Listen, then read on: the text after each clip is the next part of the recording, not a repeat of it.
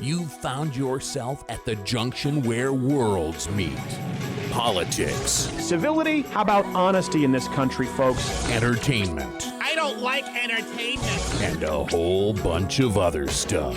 It's about having a healthy body image. You have a very unhealthy body. You should have a horrible body image. Not a big home improvement market in Detroit. We are definitely going to get letters. You're listening to Talk Radio's Strangest Animal. You're a strange animal, that's what I know. You're getting louder with Crowder. But you're a strange animal, I got to follow. Oh, I'm in the spiritus. And that sound means it's the weekend. I am your host of the show, Louder with Crowder.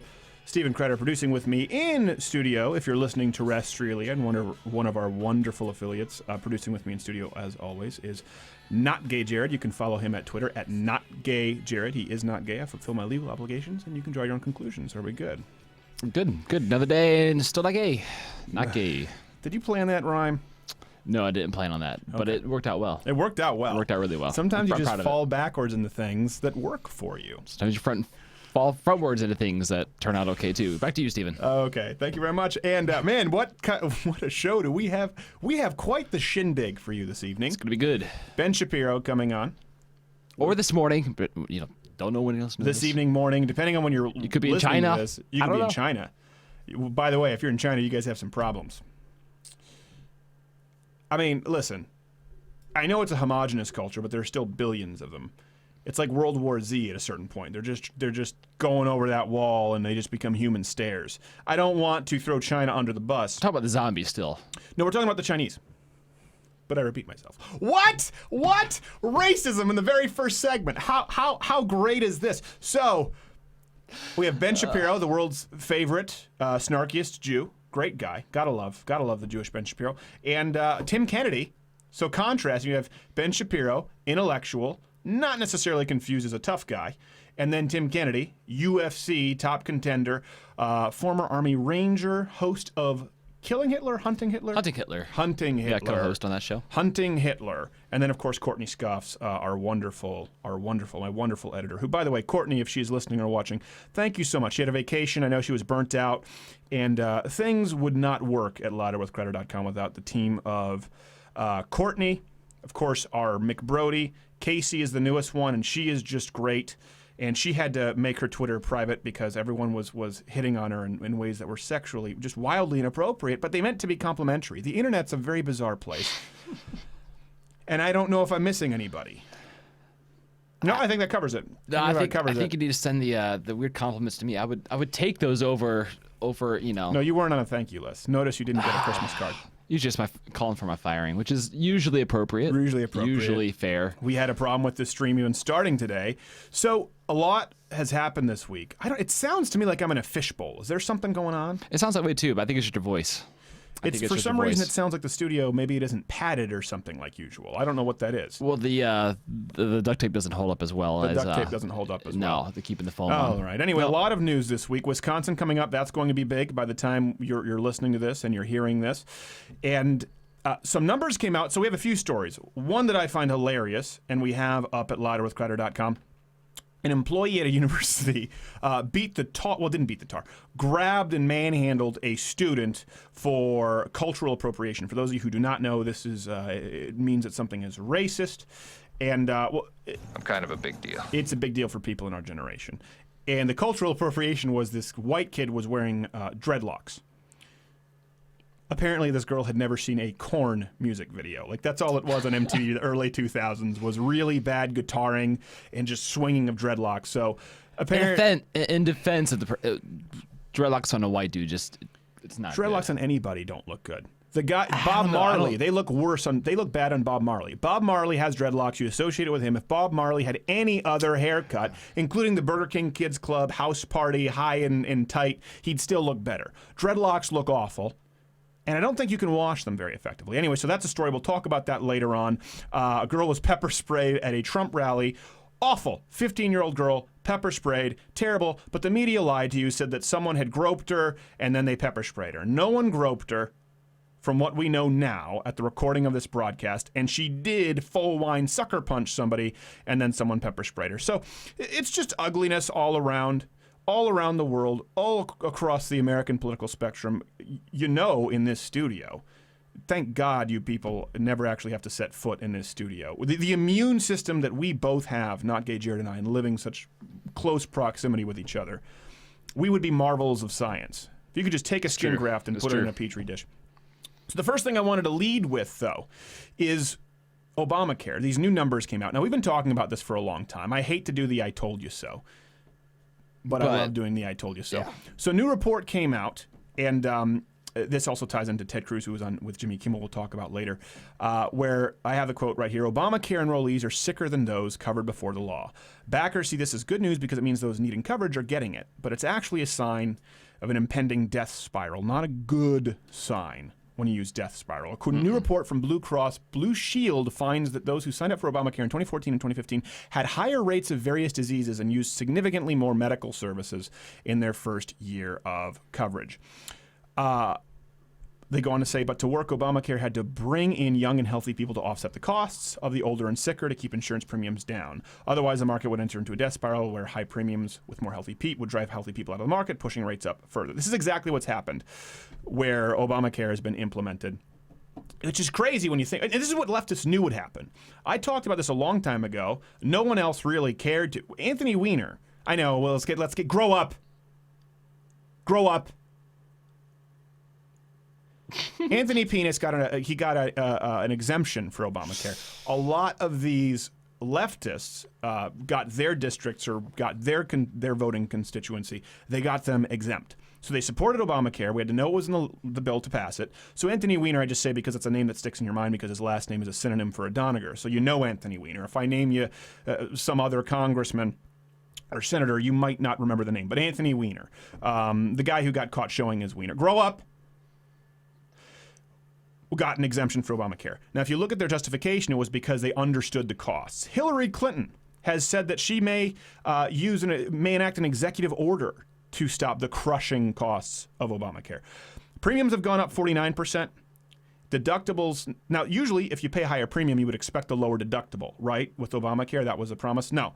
Premiums have gone up an average of 49%. By the way, that's a very broad number. For most people who are working and had an average plan, if you're middle-aged, it's gone up much more than that. But at least 49%. All the sources at louderwithcrowder.com, deductibles have skyrocketed. For many people, doubled or tripled. People are getting less for their health care than ever with this. And this goes back to fundamental economics. This is why I did the video on why democratic socialism doesn't work. What do you think is going to happen? You're basically forcing insurance companies are making a bet, right? What they're saying is, okay, if we have X amount of people, let's say we have X amount of people paying $200 a month, and their deductible is $5,000. We know that if we charge this amount, we'll have enough people, and most of them will not use their deductible, therefore we will make X amount of profit. That's how their business model works. It's very, very mathematical, tight. There's nothing sexy about it. And then the government comes in and says, no, you have to cover everyone. They say, well, hold on, our math doesn't allow for people who eat a diet of Snickers and fried Oreos and then dessert coming onto our healthcare plan with diabetes and gout. Gout's still a thing. It's still a thing, but it doesn't really come from, most people aren't getting it from iron-rich food. They're getting it from being fat SOBs. A lot of people are getting gout. So saying we didn't account for this, and that government says, well, you can't deny these people for pre-existing conditions. Now, I understand that a lot of insurance companies were denying people for well, listen, you cracked, your knuckles are cracking, we can't accept you. I understand that, and insurance companies are terrible. This entire law was big kickback to the insurance companies. So again, their business is betting. It's betting on health. And now you have thrust into their risk pool a bunch of people who are unhealthy, a bunch of people who everyone else has to subsidize. So this is where we are. Anyone who understands basic economics knew this is what was going to happen. This is what Republicans said would happen. This is what conservatives said would happen. This is what's happened in Canada. This is what's happened in all these democratic socialist countries that Bernie Sanders loves to praise. It's just a matter of time. It's a ticking time bomb. And just like we talked about, John Stossel talked about this, when you have insurance, and now you have a lot of young people who get the subsidized insurance, you get whatever you want. Like you're saying, sick people, but they're using a bunch of services that maybe they don't even need. The back of my neck hurts. I'm going to go in and get an MRI. I don't know. My toe hurts. I think I might have gout. Although if you're 420 pounds, you might have gout. That's actually it's not frivolous. I'd get it checked out. Completely reasonable. It's reasonable for the 400-pound guy with a sore toe to think he might have gout. So I don't want to speak out of turn, as I often do. And the point is, we all saw this coming, and you were told, no, this is not true. This is going to be great.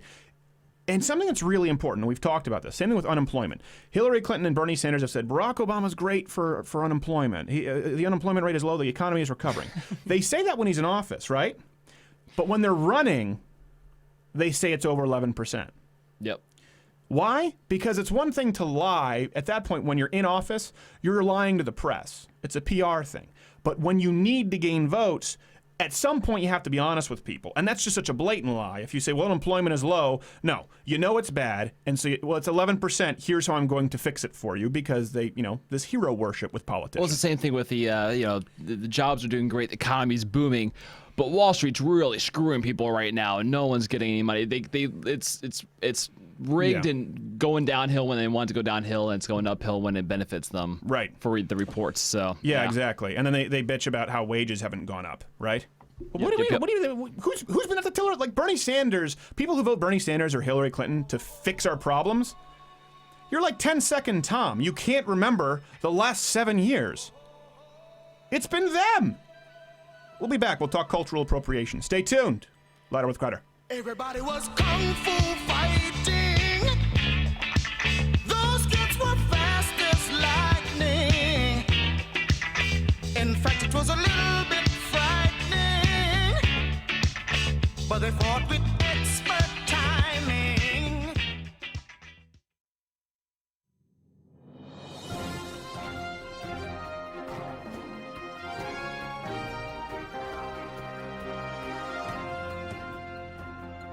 This is breaking news on Louder with Crowder. I'm Perry Matheson.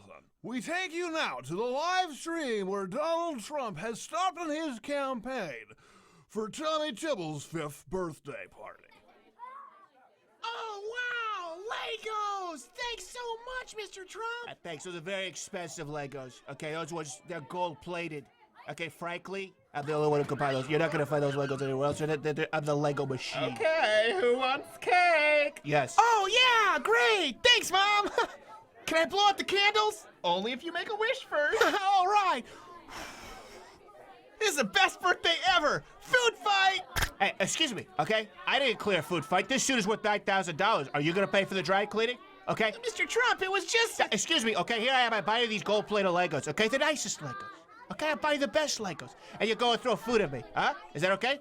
Come over here. Mr. Trump, what are you... Come over here, you little shit. Corey, grab his legs. Corey, grab his legs. Oh, Mom! Okay, who wants... Oh, my God! You people are animals! Hey, he started it. We'll keep you abreast of Louder with Crowder. I'm Perry Matheson.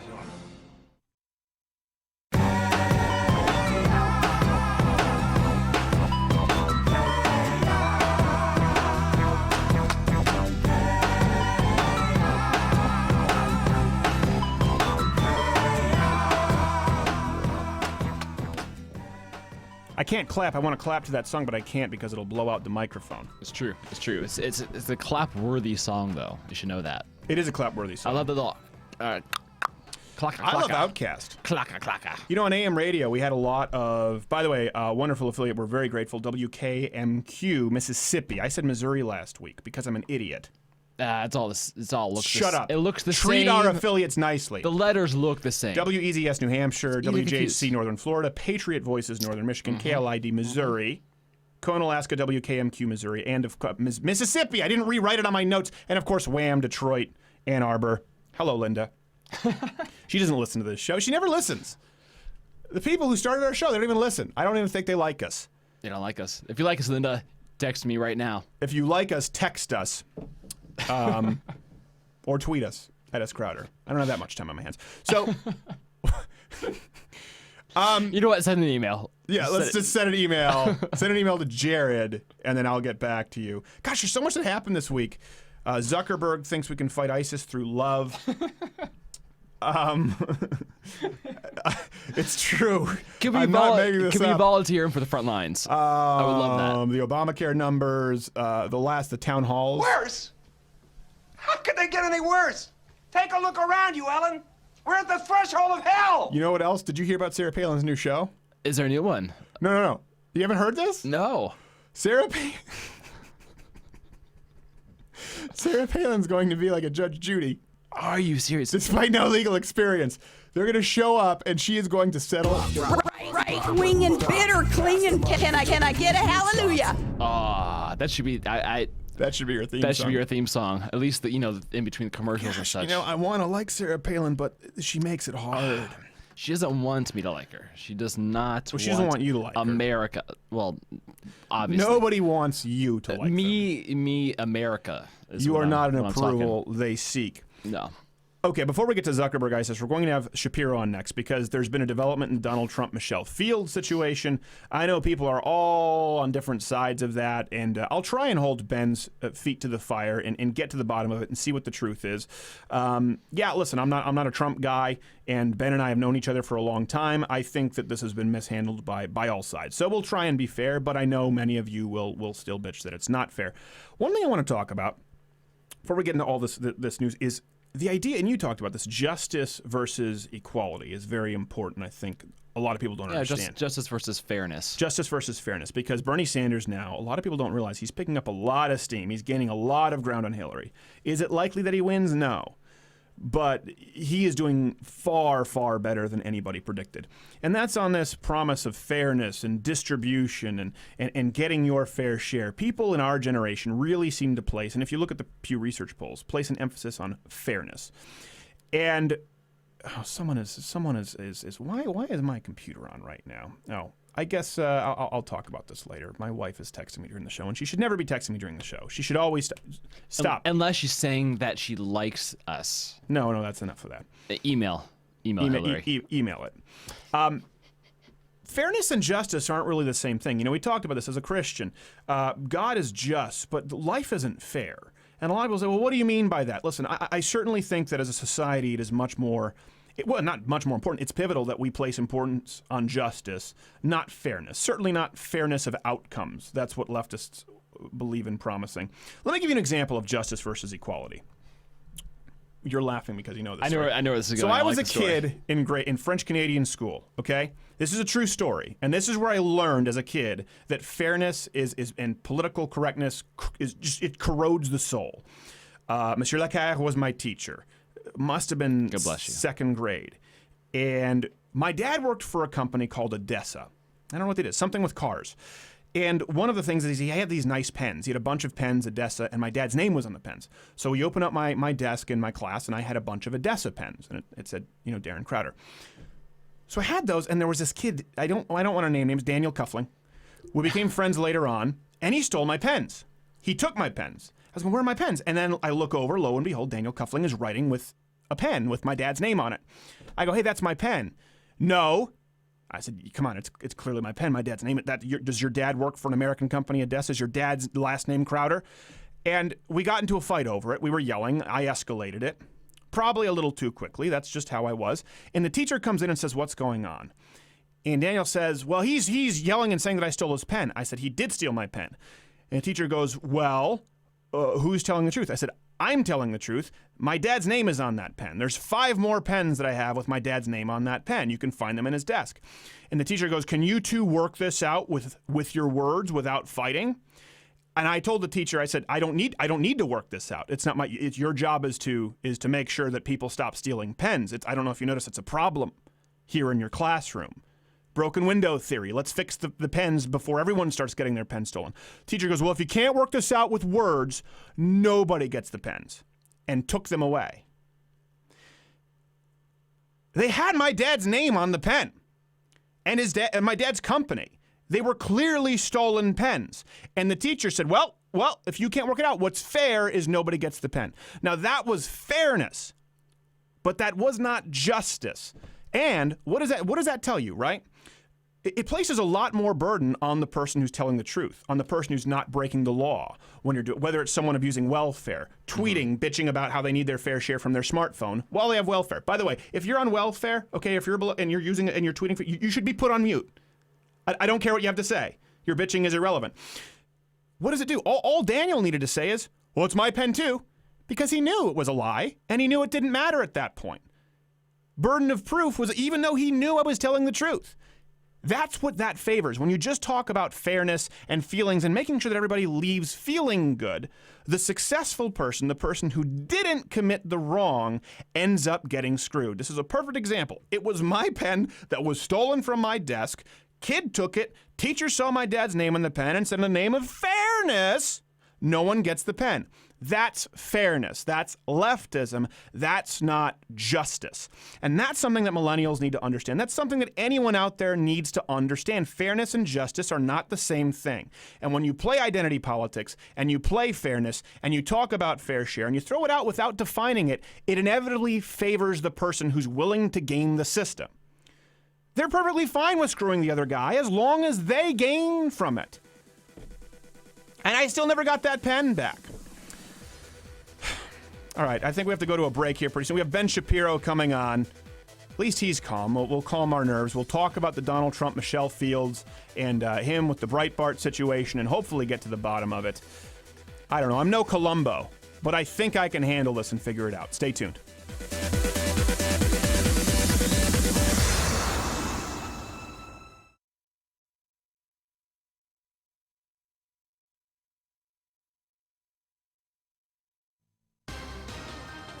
Whoa, Jared, what are you doing? Shoot bad guys. With what? My AR-15. Where'd you get it? AR-15.com. Oh, there's another one. You got him. Yeah. Thank God for AR-15.com. They have AR-15 and accessories for sale and the best advice there is on the web. Oh, no, there's another one. You got him. Yeah. With your what? AR-15. From where? AR-15.com. That's the best place to go, and that's the takeaway because this commercial's about to stop.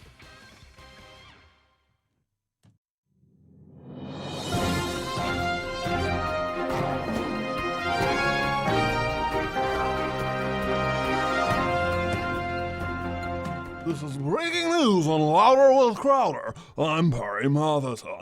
We take you live now to a public town hall with Governor and presidential candidate John Kasich.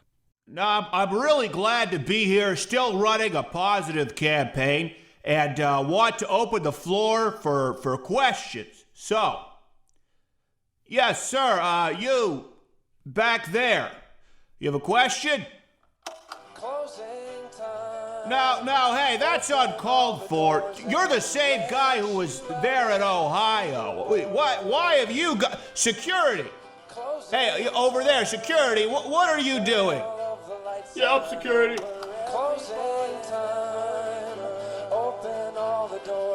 Well, now that just seems counterproductive. You're both playing the same song. You suck! No, I would argue I don't. I don't suck. You suck, John Kasich! Well, that's not really a question. Could you phrase it in the form of a question? You suck? We'll keep you abreast as this town hall unfolds. For Louder with Crowder, I'm Perry Matheson.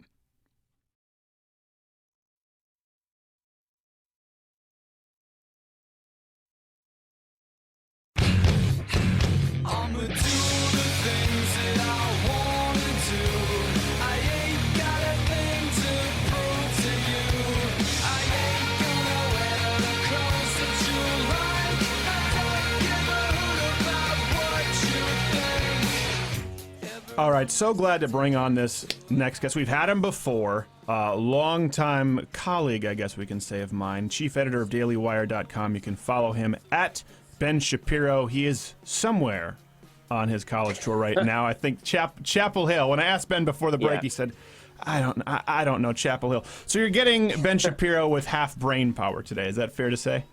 Yeah, I think that's pretty fair. Which means that, I'll take on 3 lefties instead of 6 at a time. Well, yes, that's pretty much what I figured. Okay, so you have had a couple of weeks. I mean, it's just a whirlwind of your college speaking. Obviously, we can get right to it. You know, we've talked about it on the program. We have guests from the other side, the Michelle Fields incident, Donald Trump. Firstly, how are you feeling about this? Because as someone who's been in the conservative movement, I guess, since you were, 17? Very young, syndicated columnist. I get messages all the time, and you know this, from top people who are going, yeah, this is fractured friends, family. What's it like right now for Ben Shapiro?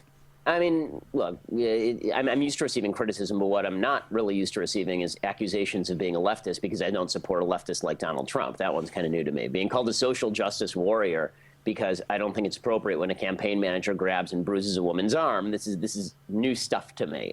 So that I find, troubling and upsetting. And, it's never fun looking at your Twitter mentions and you have thousands and thousands of people calling you a conservative and a social justice warrior and photoshopping purple hair and a nose ring on you and all that kind of crap.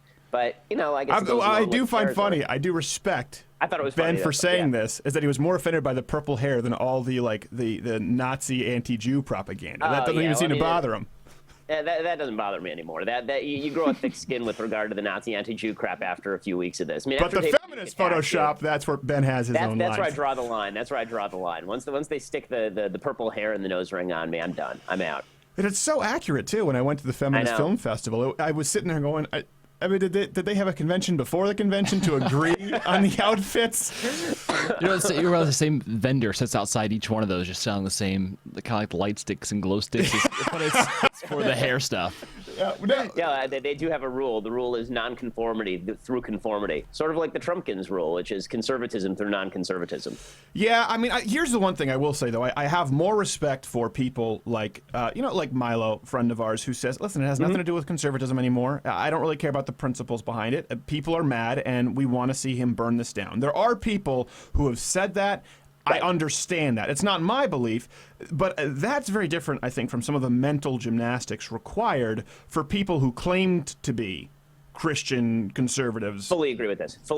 I mean, when Milo says that he doesn't think conservatism, has achieved what its purpose was, like, if you want to admit who your man is and then say you're voting for him because of who he is, or even if you're voting for him because of who he isn't, right? He's not the establishment, so I want Trump. That's at least a fair argument. What I can't abide is if you oppose Donald Trump, then it must be because you're not a real conservative who doesn't care about the Constitution or conservative. That's just stupid. I'm sorry, it's just stupid. And if you're going to defend Trump on the grounds that he's a decent, wonderful human being, I think that's equally stupid. I don't think that he's a decent, wonderful human being. Well, I think some people defend him on the grounds that they like that he's an ass, and that's what I'm saying. Right, which is fine. Again, that's fine argument. Fine argument. He is an ass, and you can like him because of that. Yeah. There's a question as to whether it also makes you an ass, but that's at least an argument. It's true. Well, I think liking him because he's an ass is fine. I think people liking him because they think he has a backbone is entirely misled, because I don't think Donald Trump has met an adversary that he's really taken head on. So, okay, the Michelle Fields situation. Obviously, you've caught a lot of flack for this.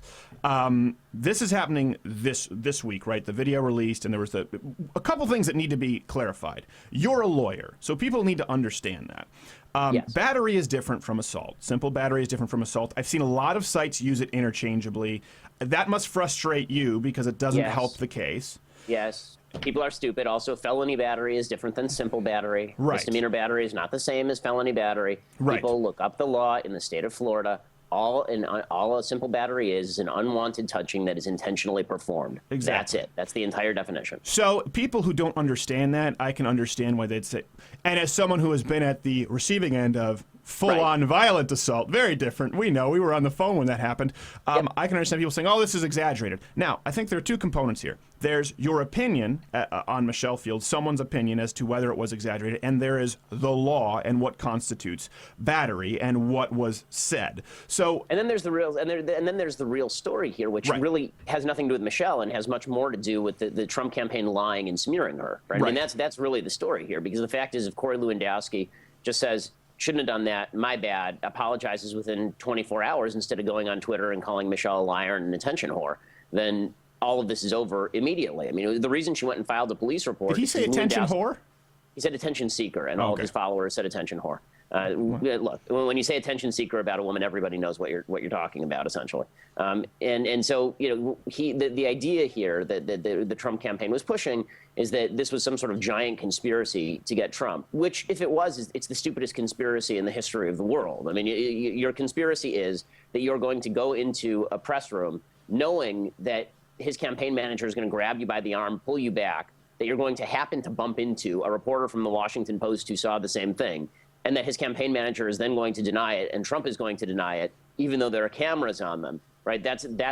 That's your giant conspiracy. I mean, well, what a conspiracy it is. I mean, boy, it's like the JFK assassination. Well, but Trump people think that's what this is. I mean, they're watching this thing like the Zapruder tape, going, well, originally the case was she was never touched. Then the case was, well, she was touched, but not that hard. And now you got Trump out there like the utter dolt that he is. I mean, this is not a man with high IQ.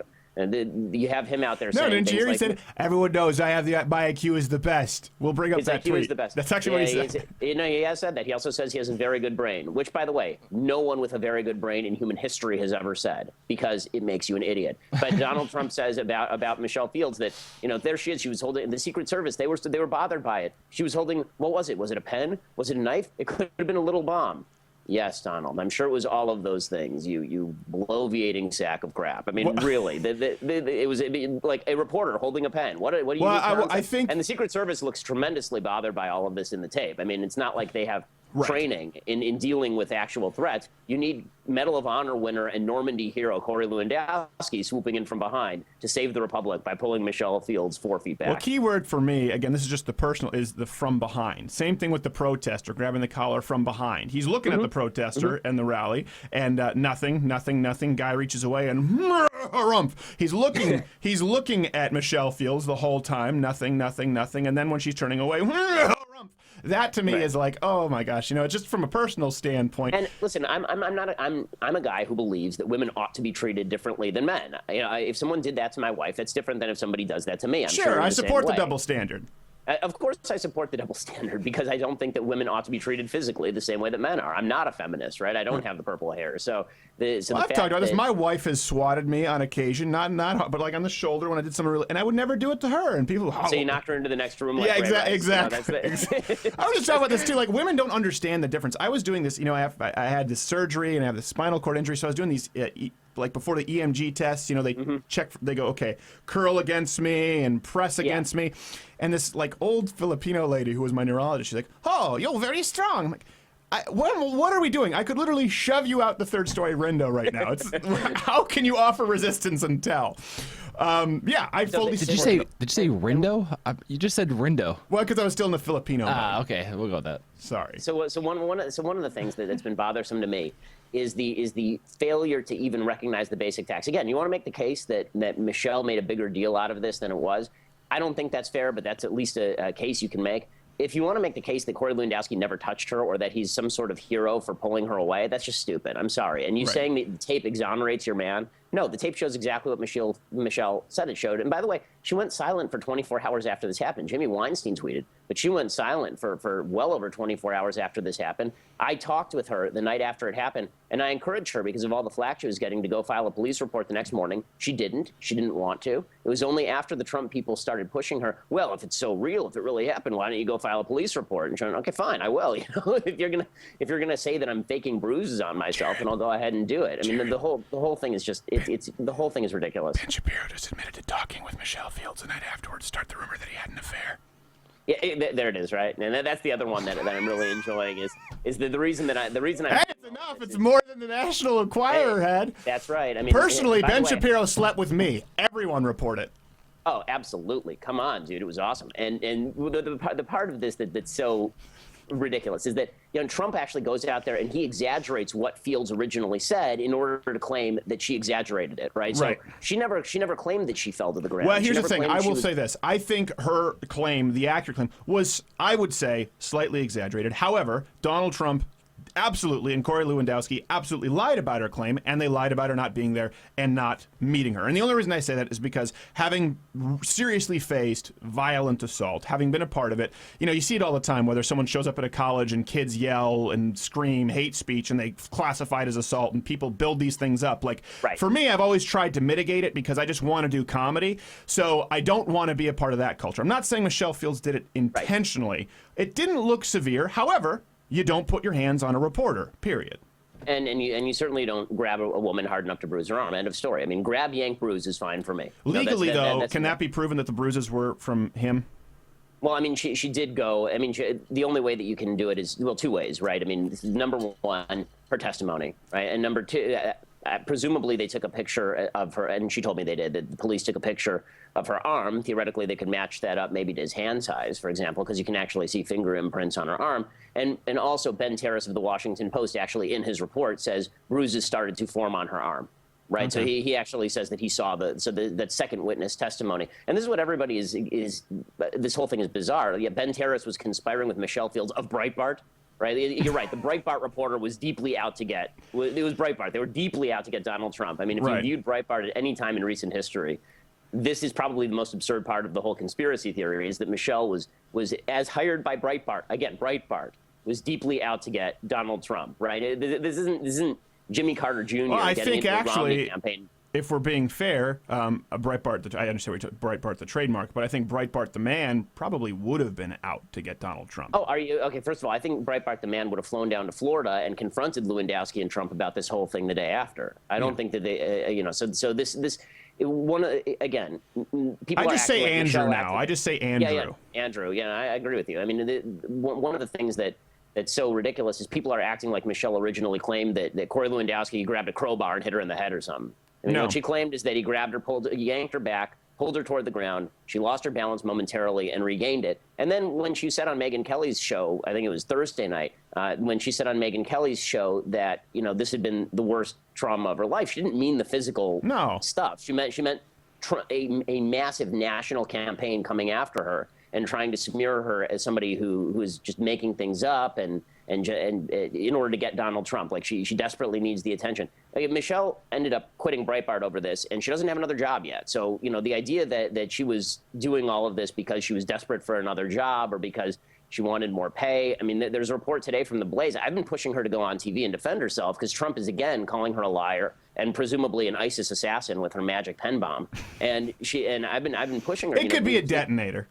It could, you never know with those pens. She could have brought him to a table and done the Joker trick from The Dark Knight. Right? Maybe she was Jason Bourne and it was Bourne identity, and she was just going to start fighting him with the pen. Right. Who knows? It could have been anything.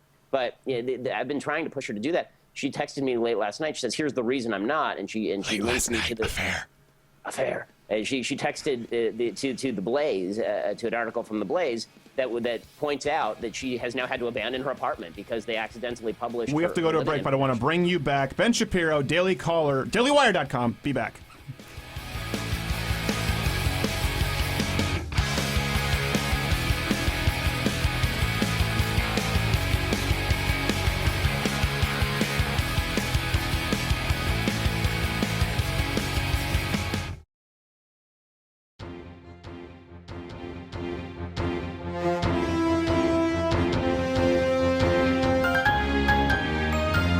Welcome to Cool News. News with a super cool approach. I am your host, Phil Cool. This week in the news, Donald Trump, Ted Cruz, and John Kasich had town halls with CNN with noted homosexual Innocent Coop. Hey, P-Ray. Man, why is the mic so close to your face, man? Huh? Man, you're chewing ice. It's distracting. Oh, I can't talk about the news. I can't read my copy if you're chewing ice in a microphone. Take the microphone away from your face. No. Hey, P-Ray. I'm talking to you, still drinking. You still chewing on ice. P-Ray, I'm going to read copy. I can't read copy. People can't hear reading copy if all they hear is you chewing that damn ice. I want you to take that ice out your mouth, shut off the damn microphone. Let me read my copy. No. I'll be right.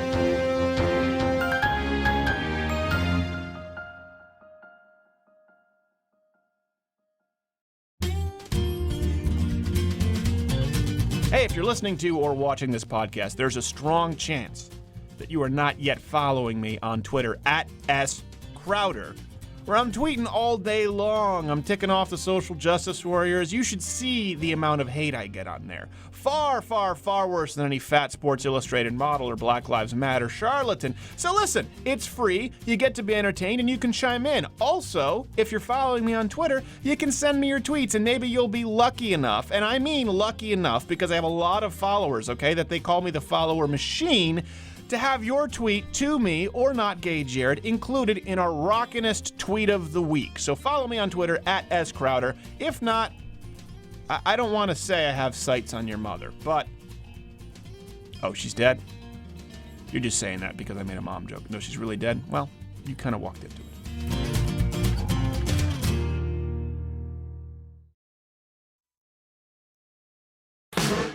You're a strange animal, that's what I know. But you're a strange animal, I got to follow. Oh, I'm in the spiritus.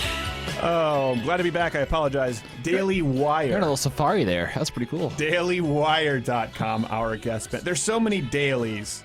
Ben There are. Shapiro knows this. He's a professional. He'll forgive me. He could sue me. He's got the secret establishment Jew shekels. Ben, are you still with us? Yeah, I am. Yeah. I don't know how to deal with this. You know, we've all got the. I tell you what, though, I've never experienced more. I guess I hate to use, like, anti-Semitism in my life, and I'm not Jewish. Yeah. No, you're an honorary Jew now because you oppose Trump. That's the way this Well, works. no, it And by wasn't the the way- Trump, just the Israel thing. Like, I turned to Jared, and I've turned to Jared several times. I go, like, because I don't really get particularly offended, but I go, man, like, it's got to be rough for a guy like Ben Shapiro to literally go into his timeline and see Nazi propaganda. That's gotta. It's at some point you gotta go. Nah. It's it's certainly annoying, and I'm tired of hearing that it's just us being pranksters. There are certain things that really are not.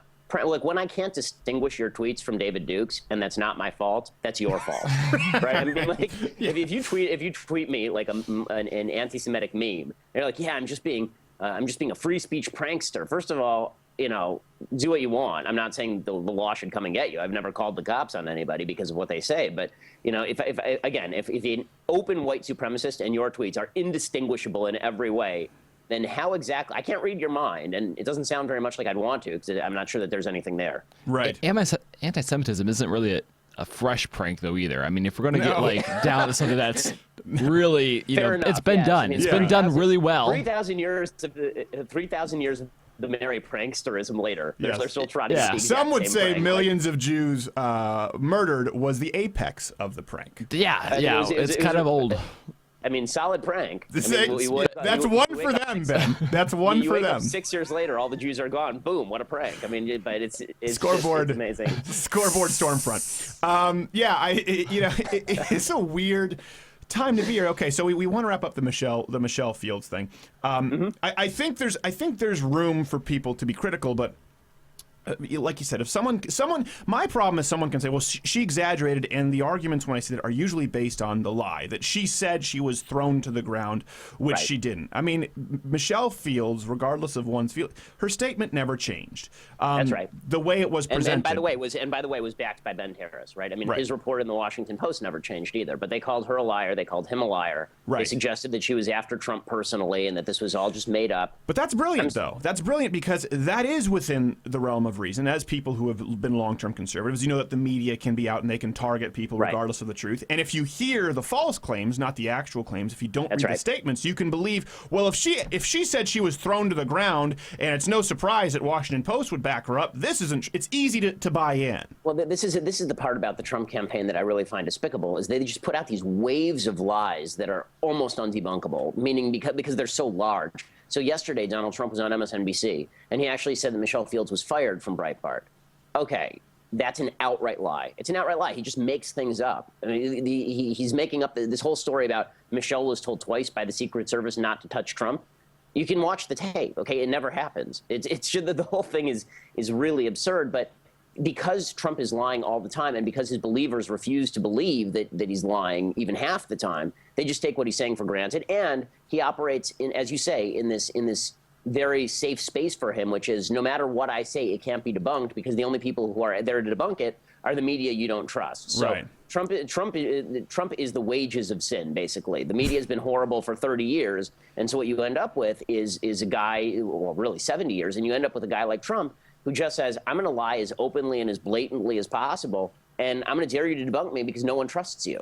I don't know that he's proactively lying, just like he had never thought of abortion. I think he just says things and refuses to apologize, and then if it happens to be untrue, he has to continue with it. I generally agree with you. I do think, however, that when he's saying that, I think that the magical story about the pen bomb from Michelle is completely a lie, right? I mean, he was there. That's a natural lie. When he says, yeah, I was deeply, she assaulted me, which is the new claim. I mean, this is, by the way, She came on to me, okay? Right.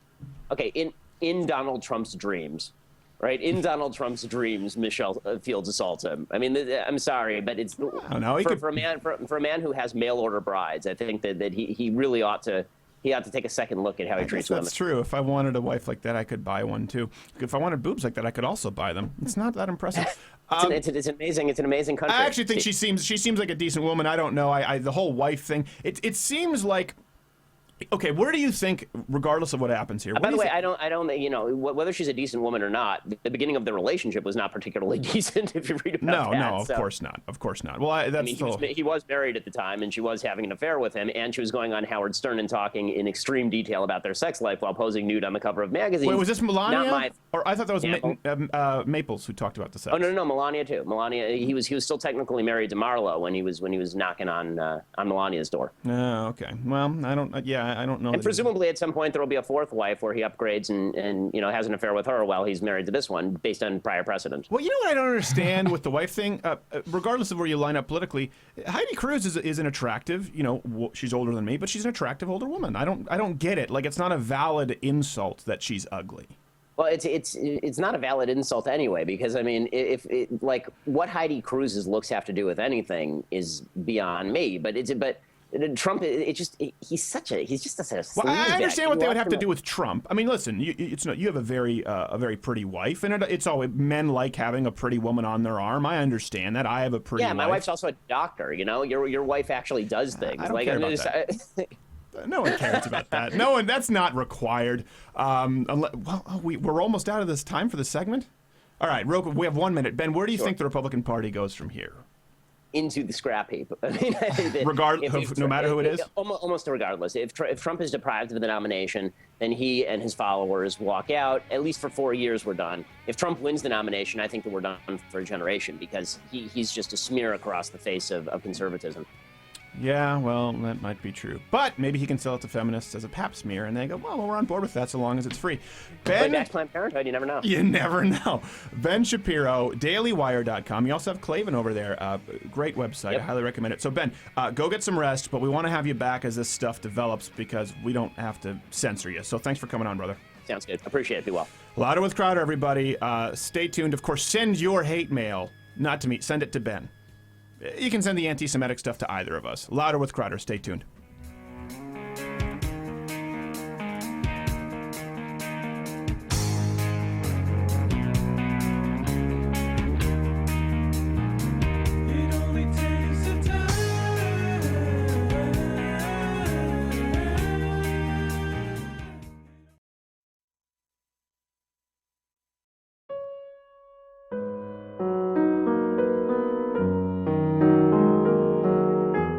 Now it's time for your Dating Advice Minute with Bill Cosby. Now this week's letter comes to us from Allen, Michigan, from Gay Gerald. Gay Gerald says he has a problem with his boyfriend no longer lusting after him as he felt they did when they first met down at Toucan Sam's Fun House on the 2-for-1 margarita night. Yeah, that happens to the best of us. I will give you some advice. I don't know a whole lot about the two Jareds and the gay Jared and where's the pitcher and the catcher and who's doing the pudding pop and who's doing I don't know about that, but I do know how to help relationship advice. Get yourself some drugs. And then you're gonna want to get yourself some coffee, maybe like the mocha, the vanilla, get yourself some of the flavoring to cover it up. But it's very important. You gotta remember that he cannot be looking when you put the drugs in his coffee, or you're gonna have a problem. What you do is maybe you say, hey, I'm gonna make you some special coffee. It might be a good idea for you to maybe first go through the posse, make the pee-pee, and then you drug them, and then you go around the brush your ball, and you boop, bop, bop, and you bop. This has been your Dating Advice Minute with Bill Cosby.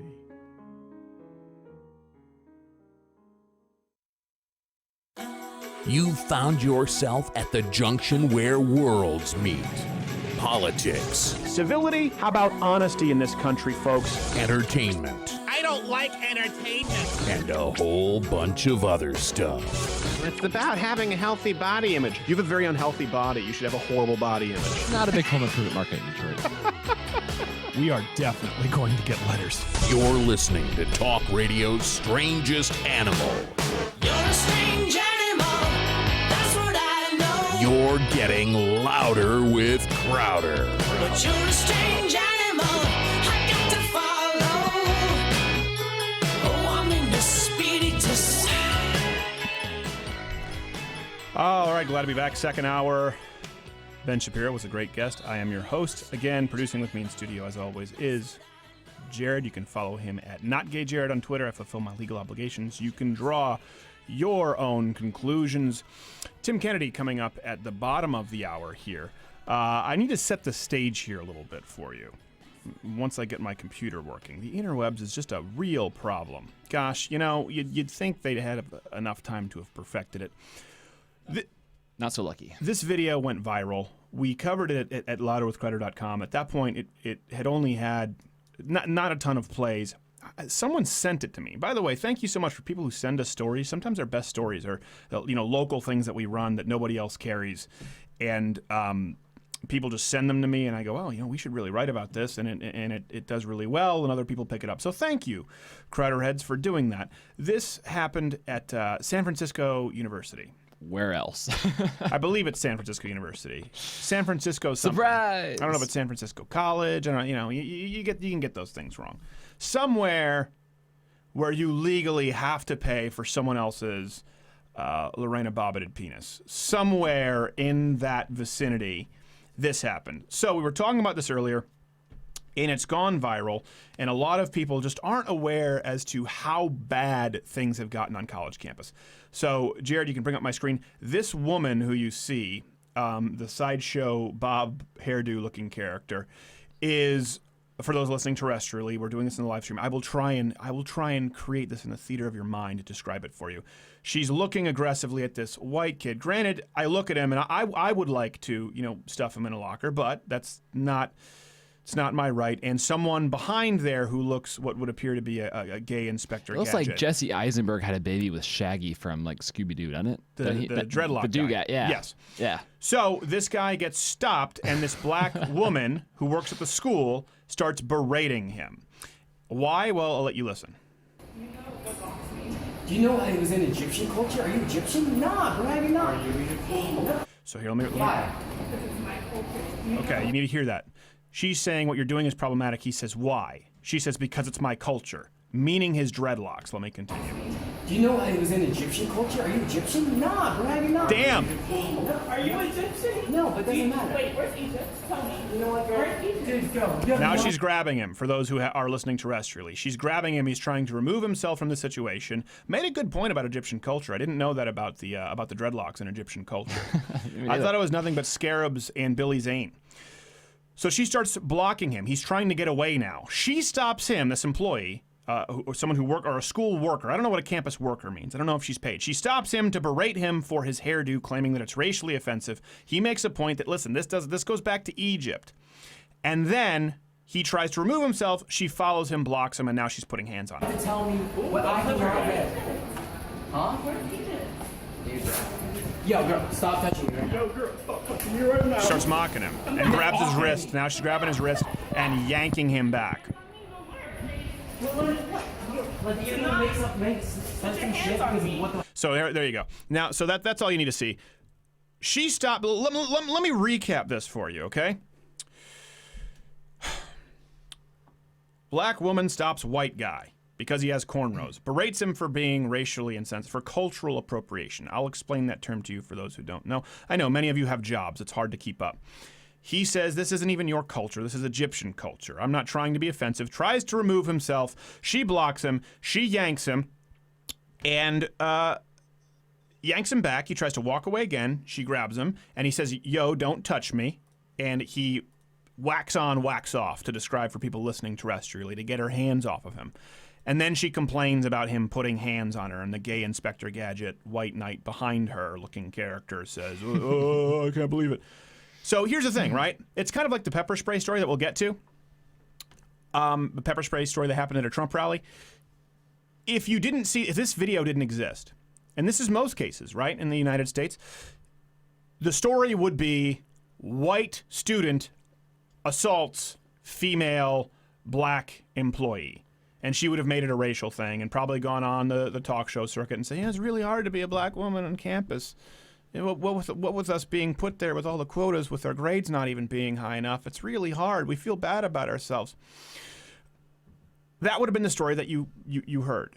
Kind of like the Congressman Clyburn situation when Andrew Breitbart was alive and he claimed he was called the N-word and it didn't happen. There was more footage than you could watch in a lifetime from every possible angle. It didn't happen. This would have been the story here without this videotape. She would have made the claim, local paper. This kid probably would. He still may be expelled. I don't know. Similar to, and we'll go to that. Let me bring this up here on my screen for those watching the video cast. And for those listening terrestrially, you can go see all of these articles at louderwithcrowder.com. This is a parallel to a story that was really viral where a girl, there we go, where a girl was at a Trump rally and she got pepper sprayed in the face. And so the headline was, girl gets groped, gets pepper sprayed in the face. Well, we have videotape. Now, this was bad all around. Some Trump fans were yelling the N-word afterward, and she was clearly there, and she assaulted somebody. Nobody is right in this situation. But the media never said, by the way, before the pepper spray, she sucker punched an old man as hard as she possibly could. It's kind of key if you leave it out. So that's why it's important. Keep your cameras rolling all the time. All the time. If you're not being taped now, assume you're being taped, but please keep your cameras rolling, assuming you're truthful. If you want to hide from the truth, then obviously you don't want cameras rolling. That's a great indicator of where someone's character is, if they want transparency or if they don't. So this is so important for the cultural appropriation. Now, when was the first time you've heard about cultural appropriation? Not KJ. It's probably been the last year or so, actually. Yeah, it's a fairly recent kind of thing that's kind of you see popping up more and more in Twitter and social media and that kind of thing. So it's for people who don't know, it's another form of racism. There are, racism at one point meant you hated people based on their skin color. You thought they were beneath you solely based on their race. Well, that's not what it means anymore. It can mean whatever leftists want it to mean, depending on the day and where they are in their hunger strike. And that also depends on how far into their dad's trust fund they are, as seen at Mizzou. Mizzou. How do you pronounce it? I've always said it wrong. I think I say it wrong, too. I say Mizzou. I think it's Mizzou. Mizzou. I said Mitsu for a long time because there was a French Canadian singer, That's Mitsu. Incredibly wrong. It is absolutely wrong. There's no doubt that I've said it wrong. Cultural appropriation, for those who don't know, let me just break it down for you real quick. I know a lot of you do know, but keep in mind that a lot of people don't know. It's this idea that it's racist to absorb or use someone else's culture. We told you that story where it was considered cultural appropriation and racist for a frat party to have a tequila themed party, and they had sombreros. That was considered cultural appropriation, and they were banned from public gathering or speaking on the campus. I don't remember the punishment. It was ridiculous punishment. In this case, she's saying it's racist, it's cultural appropriation because white people can't wear cornrows. A white guy wearing cornrows is racist because only black people are allowed to wear cornrows. If you can't see that worldview is ironically incredibly racist, I want you to do me a favor. I want you to, right now, find your own quiet space where you can take some time to think, meditate if you need to, and throw yourself off a rooftop. I need you to throw yourself off of a rooftop if you believe that a white person wearing cornrows is racist. If you want to compare that, and these people do, to slavery, if you want to compare that to the civil rights struggle, the only productive thing you can do is throw yourself off a roof. Now, I know Stephen just said kill. I didn't say kill yourself. Throw yourself off a roof. There are two very different things. That's cultural appropriation. If that's the case, okay, then, black people can't do a lot of things, right? Friends, Seinfeld, a lot of movies, right? I guess you got Tyler Perry going on, but there are a lot of things out there that black Americans take part in that were created by white people. Apple, iPhones, those things. But we don't think it's racist. I know we're the majority. By the way, cultural appropriation really is kind of a compliment. People don't, you know what it means? It means people like some aspects that your culture has to offer, like hip hop. Remember how it was considered such progress when hip hop hit the mainstream. Even if you haven't seen that documentary, not the documentary, but the I don't know if you call it a biographical film on Run DMC. Was it Run DMC or was it Public Enemy? It was Run DMC? I think it was Run DMC. Run DMC. It was considered a breakthrough. Look, black Americans are just as popular. They're outselling white Americans. And you know what that proved? That people in the United States didn't identify as a race, didn't identify as a tribe. They identified as a set of ideals. And they were open to people of any race or culture, provided they were American. And they were contributing to American culture. It was considered a really good thing. When people like Run DMC or Kids Under the Stairs, LL Cool J, Flavor Flav, obviously, I know these aren't prime examples. My point is it was considered a victory back then. Now that is considered racism because white people would be co-opting them. You should apparently feel guilty if you're a white person and you like hip-hop, let alone blues or rock and roll or soul food in the United States. Apparently, the appreciation of anyone else's culture is considered racist. By the way, you know who's a cultural appropriate? You know who's the worst offender? Is Beyonce. I was going to say the Czech. The Czechs are terrible. But think of Beyonce. Straight blonde hair. Bey. Queen Bee. Come on, that's white people stuff. If I can't wear dreads, I have no intent to wear dreads, but if I can't wear dreads, you can't straighten your hair and dye it blonde. Come on. That's not real. I don't think it's real. I don't know. Beyonce could be real if she's potentially a vampire. There are rumors, we can't confirm them yet. Louder with Crowder will be back after this.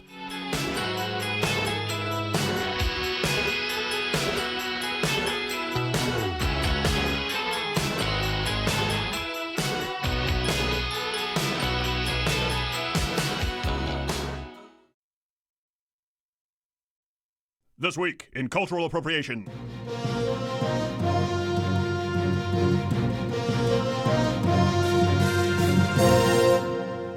Excuse me. As somebody with white privilege, you cannot wear dreadlocks. Okay, as a black person, you can't wear Levi's. Join us next week for more in cultural appropriation. Okay, business time. Really simple. Some of you don't know where to find me. Louderwithcrowder.com. 6 to 10 articles every single day. Twitter. Follow me at @SCrowder. Louder with Crowder podcast on iTunes, SoundCloud, or any other podcatching device. YouTube.com/Stephen Crowder, or you can type in Stephen Crowder on Facebook and be one of the 1 million+ fans, or join the mailing list. There are so many ways for you to stay connected. You have no excuse. You have no excuse, just like you have no excuse for those rolls that are just cascading over your belt buckle. You should be ashamed. Unless you're a lady, then you deserve a get her a medal.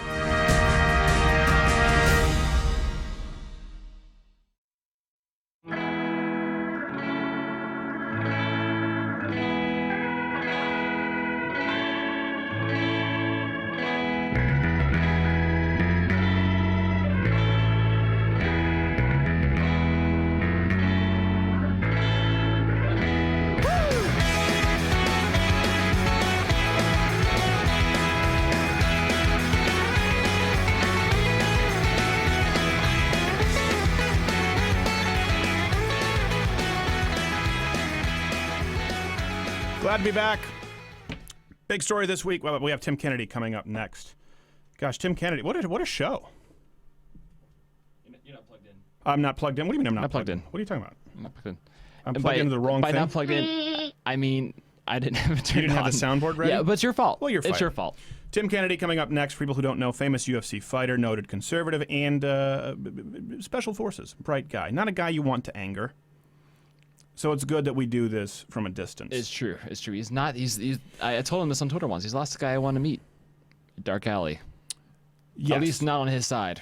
Right. If you're a terrorist, he's probably the last guy you want to meet. Well, I don't want to disclose all my No, you don't want to disclose all activities, of your affiliations. But there are a few prayer mats in your closet somewhere. yeah, this brewer's not come from nothing. Back to me. So, Mark Zuckerberg, arrogant wiener face / founder of Facebook. Guy's also a censorship maniac. When Is he just trying to keep up with Tim Cook? Is that his deal with like Islam and stuff? I don't. What did Tim Cook say something recently? Not recently. He's always saying something. Mostly Steve arrogant, Jobs stupid. was pretty ignorant on that as well. Oh, it's true. I mean, he ate nothing but what, vegetables and stuff? No, it's a fruitarian. Fruitarian. Fruitarian is where you, for a while anyway, fruitarian, for those of you who don't know, is when you don't even eat vegetables. You only eat fruit that has fallen from the tree because the tree has willingly given you its fruit in order to spread its seed, and that's the only way to live harmoniously This with is nature. the genius that produced the iPhone. Yes. It's also the kind of crazy that has Freud shuffling papers in his grave, saying, "I don't even have a fill-out sheet for this." So the Facebook founder said atrocities in Belgium, Pakistan, and Turkey were all designed to sow seeds of hatred between different communities. Mark Zuckerberg said each of these attackers were carried out with a goal to spread fear and distrust and turn members of a community against each other. The only sustainable way to fight back, he said, against the sickening attacks is to create a world where everyone feels cared for and loved. Well, I guess Mark Zuckerberg... I am moved. He has watched a lot of Care Bears. Yeah, you know what? Long sigh. Fighting terrorists with hugs. 60% of the time, it works every time. This is proof, okay? This is proof. This is a case study in the fact that someone can be brilliant in one area and completely inept in another. So if someone says, hey, I'm a Harvard lawyer, great. It doesn't mean you want him building your planes.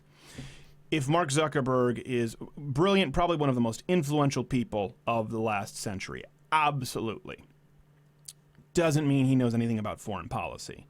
Now, something else, this is a guy who has attended censorship summits. This is a guy who has openly supported removing people from Facebook who have dissenting viewpoints, be it on the refugee situation, be it on far leftism, or if they believe in the Second Amendment. So it's important to note that this is his worldview. He's going to try and create a world where people feel loved. Let me tell you something, Mark. I could be wrong. I always leave that on the table, the possibility that I'm wrong. I don't think I am here. I don't think that ISIS would straighten up and fly right because you sent them a pajamagram. I don't think that terrorists are going to change their way of thinking if you're nice enough. By the way, Zuckerberg, they'd probably go to town on you a little bit longer because of your last name. Don't forget that. They're not going to make it quick and painless for Zuckerberg. Okay? If ISIS, if any of these people, if they capture someone with a Berg or a Steen or Shapiro, they've hit the jackpot. And they're going to make that last, and they're going to videotape it. These are not people who are fighting over economics. These are not people who are fighting over land. These are people who are fighting because you don't submit to their religion. That's the only reason. It's their only stated reason. It's why there will never be peace between Israel and Hamas. Hamas does not want land. Hamas wants the Jews gone. That's a part of their charter. That's a big thing. I know a lot of people who are new to conservatism, it's popular to hate the Jews, and so you throw Israel under the bus. It's silly. It's very unintelligent. It's not a war, for example, like, like France and England, right? It's not like that. Hamas and Israel, they're tunneling in. They don't care if they reach a military base or innocent civilians. Any Jew will do. That's the same mindset of ISIS. They don't care how nice you are. And this is a problem, too. I mean, you want proof of this? The fact that attacks even occurred in Belgium or France or Pakistan. The argument used to be, well, it's only because the United States has been going in there and invading, and this is a retaliatory action. Belgium? France? These aren't bastions of far right-wing neocons. These are the tolerant, democratic socialists, to use Bernie's term, utopias, to whom the left has been pointing for decades of how the United States is supposed to be. And they got attacked. France twice. More frequently. As a matter of fact, Europe is far more prone to terrorist attacks than the United States. Are you arguing that Europe is less tolerant? They did what you wanted, Mark Zuckerberg. You had a meeting with Merkel, Prime Minister of Germany, and you said into a live microphone, Zuckerberg said into a live microphone that, yeah, listen, we'll make sure that these anti-Syrian refugee stuff, we'll make sure to prune that from Facebook. And a live microphone said we're going to remove this. We're only going to keep one point of view in people's newsfeed. Well, guess what? More refugees in Germany. Also, a lot more rape, violence, terrorism, economic problems. The citizens aren't happy. Now you have a rise of a far right-wing nationalist movement. It's just so silly. These are people who don't live in reality. Again, that goes back to the worldview of federalism, constitutionalism, conservatism, free enterprise versus socialism, centralized power. At some point, you have to account for human nature. At some point, you have to accept, do you believe that evil exists? I do.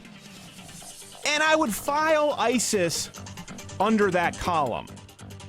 I could be an ignorant American / Canadian, depending on how mad you are at me that day, but I think it stands to reason. Tim Kennedy next.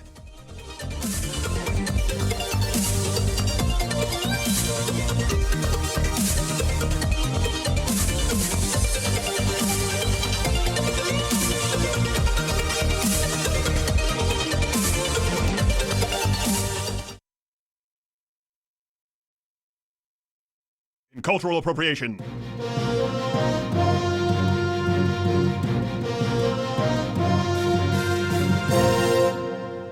Excuse me, as some... Whoa, Jared, what are you doing? Shoot bad guys. With what? My AR-15. Where'd you get it? AR-15.com. Oh, there's another one. You got him. Yeah. Thank God for AR-15.com. They have AR-15 and accessories for sale and the best advice there is on the web. Oh, no, there's another one. You got him. Yeah. With your what? AR-15. From where? AR-15.com. That's the best place to go, and that's the takeaway, because this commercial's about to stop.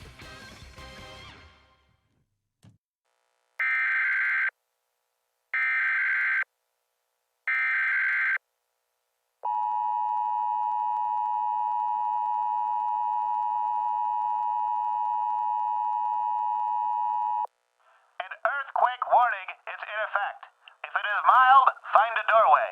If it's a stage 4 or higher, find an open area. If it's a stage 6, you're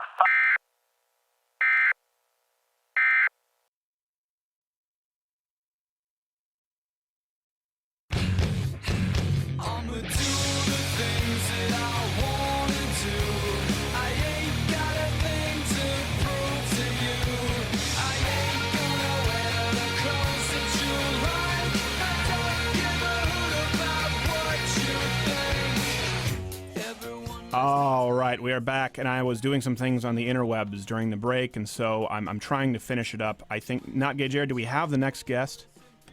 We do. He is there. He's there. Ready. Okay, let me introduce him. Don't say anything. Next the guest. man. Don't say anything. This next guest, of course, UFC fighter, former Special Forces. He's been on, I think, History Channel. The History show? Channel, Hunting Hitler. Hunting Hitler. Great show. And he has a penis. He's a man. Bonafide badass. Well, you have to. I believe his preferred gender pronouns are masculine. Tim Kennedy, are you with us, sir? Yes, I am. Oh, good Lord. Look at that. He has the full Count of Monte Cristo going on now. Yeah. He's got, for those who are listening terrestrially, he has a full beard and face thing going on. I don't know how I feel about it. Well, I think it signifies the anti-establishment a little bit, you know? It's kind of, I want to blow up Parliament.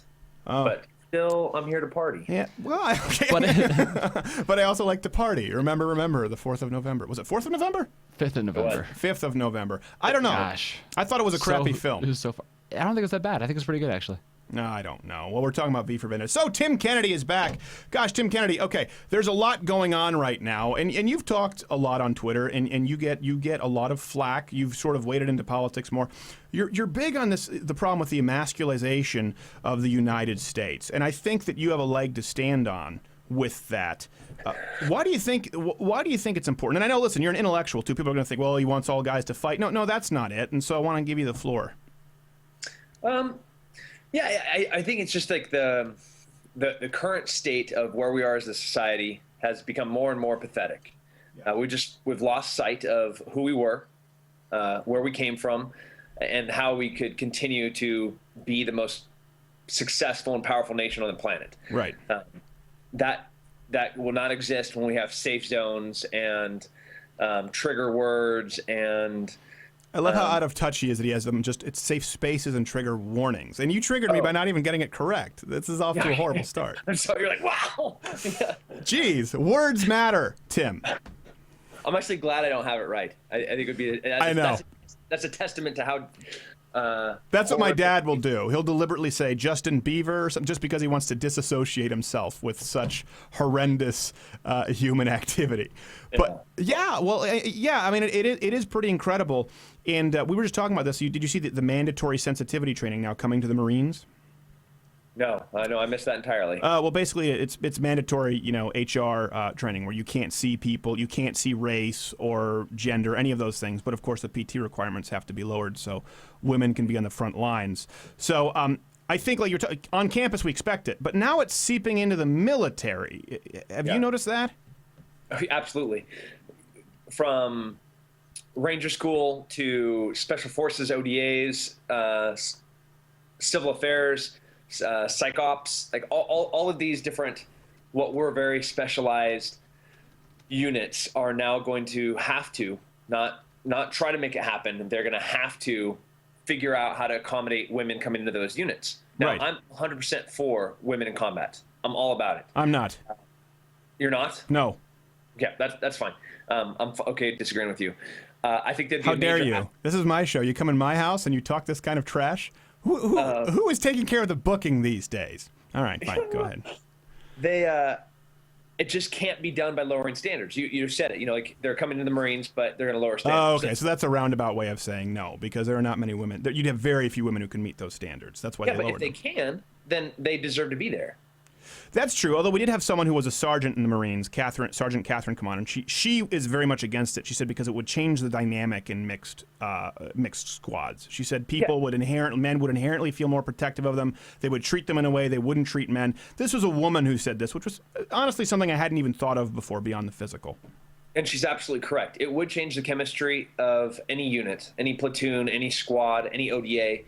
But I don't know if that's going to be for the worse, and we're not going to know until it's done. We know that it's been successfully done in Israel, for instance, and their combat units that have mixed gender are very efficient. So okay. Well, maybe you're right. I don't know. I have no idea. It's different across Israel. We did have a study up there. We talked with Mark Repetto where it did show that the mixed squads were definitively less efficient. Successful. Yeah, less successful. But, listen, I don't hold it against them because they smell better and they look better. And you don't hate women. You married one. I did. Yeah, I like them. That's the takeaway for today's show. Okay, so you tweeted out, think of who could be president this time next year, and then consider killing yourself. And people got mad. Now, who are you talking about? Because I obviously you don't like the left, but last time you were on, I think you said you weren't really thrilled with anyone in the Republican Party either. Yeah, no. I was talking about, so let's just take the number one and number two. We have Trump and Hillary. So while we have an egotistical, narcissistic, possibly pretty corrupt business guy, and then what I think to be a felon, a criminal, borderline on lying murderer as a Secretary of State, as our other option. Those are our two options. So, well, I don't know that. It seems this week that Trump may not get the nomination. Yeah. Which would mean what? That we're going to give it to Ted Cruz? Yeah. It seems like that. Between the two, do you have a pick? No, I don't like either. No. Well, okay. Well, why don't you like? We obviously know you don't like Donald Trump, but why don't you like Ted? Who was your person in this race? I guess was it Rand Paul? Yeah, I mean, although Rand Paul's foreign policy was a disaster. He and his father just seemed to not understand that the kind of one significant thing that the government needs to do is have a strong deterrent presence in the military, and they're like, oh no, we'll just shrink everything to include all forms of government, including the military. That's bad plan. Right, bad plan. Okay, so who was your person then? Of our current options? No, of in the whole primary. I mean, there were like 42 people. See, this isn't fair. You can't just say you don't like them and not pick anybody. I don't like any of them. I'll take Brian Stan, Nick Palmisano. I'll take. Well, Brian Stan liked Jeb, and he came out and he got a lot of flack because he doesn't like Trump. Yeah, I don't like Jeb. No. All right, so you don't like Trump or Hillary. It's possible that it comes down to Bernie versus Cruz. I mean, these are possibilities. The likelihood is Hillary, Trump, but this week has been a rough week for Trump. So what is that? So what do you think of the Republican Party then? You're someone who's been in the military. You're someone who's been politically outspoken. If you're at this point, is it beyond repair? No, it's not beyond. Well, first, I hate the two-party system. So the fact that we have to limit this to the Republican or Democratic Party is asinine. I think that if everybody kind of understood what a libertarian is, we'd have like an entire third party, but everybody has no idea of how to categorize themselves, so they just end up saying I'm one of those two horrible options that have two horrible nominations. Right. So the problem with that, though, is I mean I understand it, but the two-party system is closer to perfect than like a parliamentary system. And I say that because in Canada you can have a guy who wins with 30% of the vote. And that's kind of why we have the Electoral College, right? Trump has that ceiling of 30%. And some people would argue, brokered convention, contested convention, there's some murky rules there. But some people can argue, well, a guy who doesn't get over that 30% hump, should he really represent the whole Republican Party just because it's been fractured? So the two-party system isn't good, but if you kind of see what's happened with the Republican primaries, how no one can even get half the vote, that's what happens in a system with more than two parties in a general. So that's not good either. Scary. We're I'm just depressing you. I'm depressing Tim Kennedy. Yeah, it's 2016, and we're moving very quickly to the nominee, and we are in a disarray. And what would be a horrible idea is at the convention they're like, you know what, Ted Cruz he's too conservative, he's too libertarian, he's too Tea Party-ish. So we're not even going to give him the nomination. We're going to go with like a Paul Ryan or somebody else that's even more establishment, just because they're going to play by the rules. And now I don't think they can do that now. I don't think there's any way they can do it. I don't think they will. I think they could do whatever they want. They're playing their own instruments. They're dictating how this entire race is going.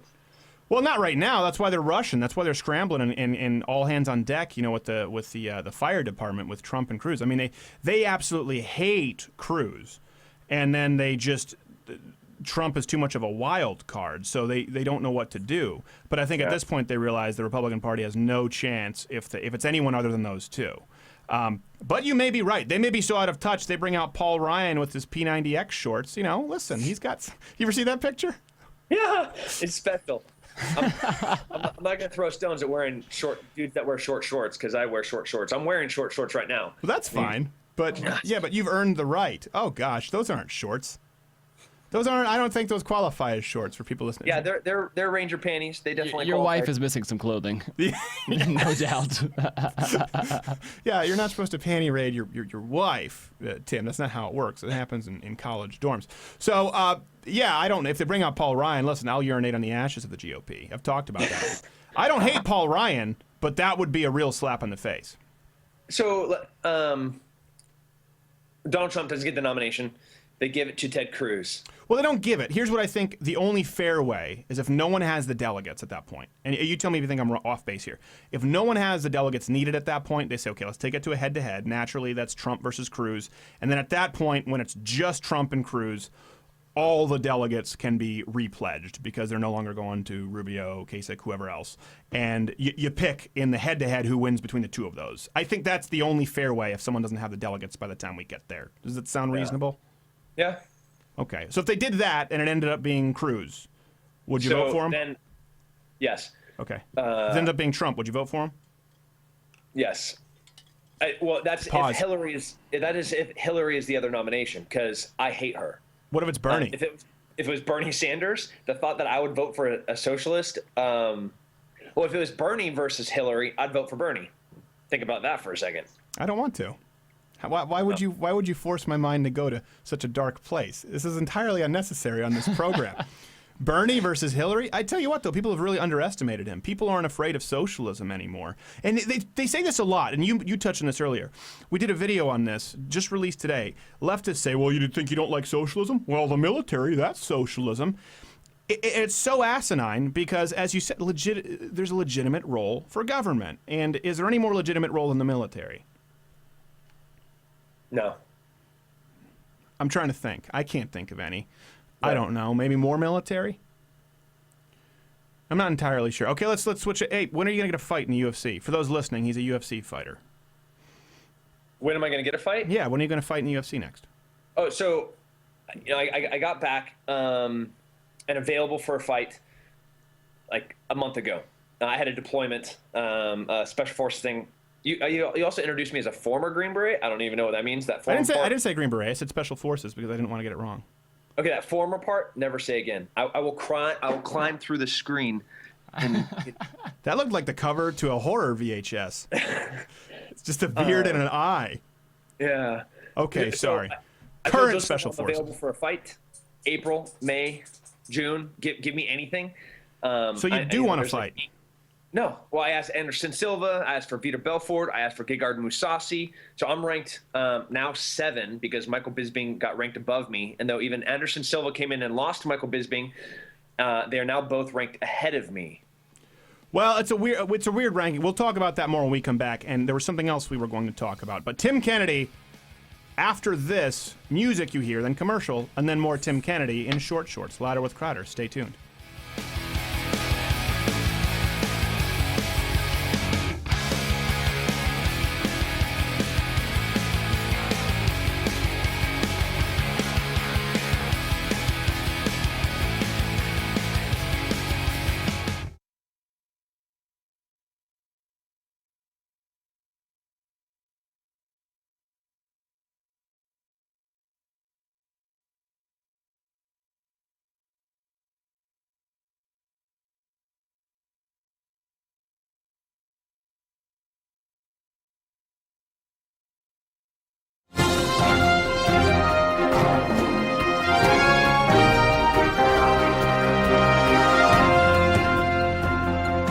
This is breaking news on Louder with Crowder. I'm Perry Matheson. We take you now live to the Donald Trump Cub Scout camping trip as he stops amidst his campaign in Wisconsin. Okay, everyone gather around the fire. I got a really scary one for you, okay? Look, see the flashlight on my face? It's shining up. Okay, it's just it's what we call an optical illusion. Okay, it's not real. I'm not a monster. Okay, I tell scary stories. I tell such good scary stories. They call me the scary storytelling machine. Okay, I would never call myself that. That's what they call me. Okay, what's that up there? I think it's just birds, Mr. Trump. Okay, let me get back to telling the story. Okay, truthfully, it was a dark and scary night. Okay, such a scary night. The best, the scariest. That thing gonna shut up? Don't worry about it, Mr. Trump. I want to hear the story. Yeah. All right, okay, and frankly, it was storming, okay? It was raining so much. It was raining like dogs. It was raining cats and dogs, even both cats and dogs. All right, okay, that's enough. Oh, my God. Mr. Trump, the bald eagle is endangered. That's a federal crime. Okay, he started it. We'll keep you abreast of Louder with Crowder. I'm Perry Matheson.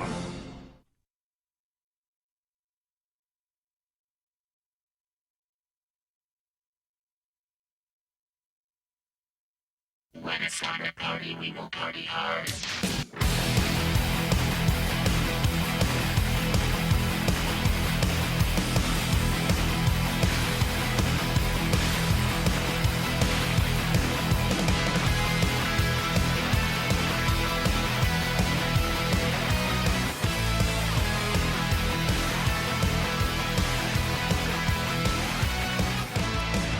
All right. I'm hearing an echo. We are back. Sorry for those watching the video live stream. Apparently it went down. We had some problems. We are back with current Special Forces. I don't know what you call him. I don't want a Special Forces guy, UFC fighter, host of, was it Killing Hitler? Hunting Hitler. Hunting Hitler, Tim Kennedy. I got that so wrong. Tim, sorry about that.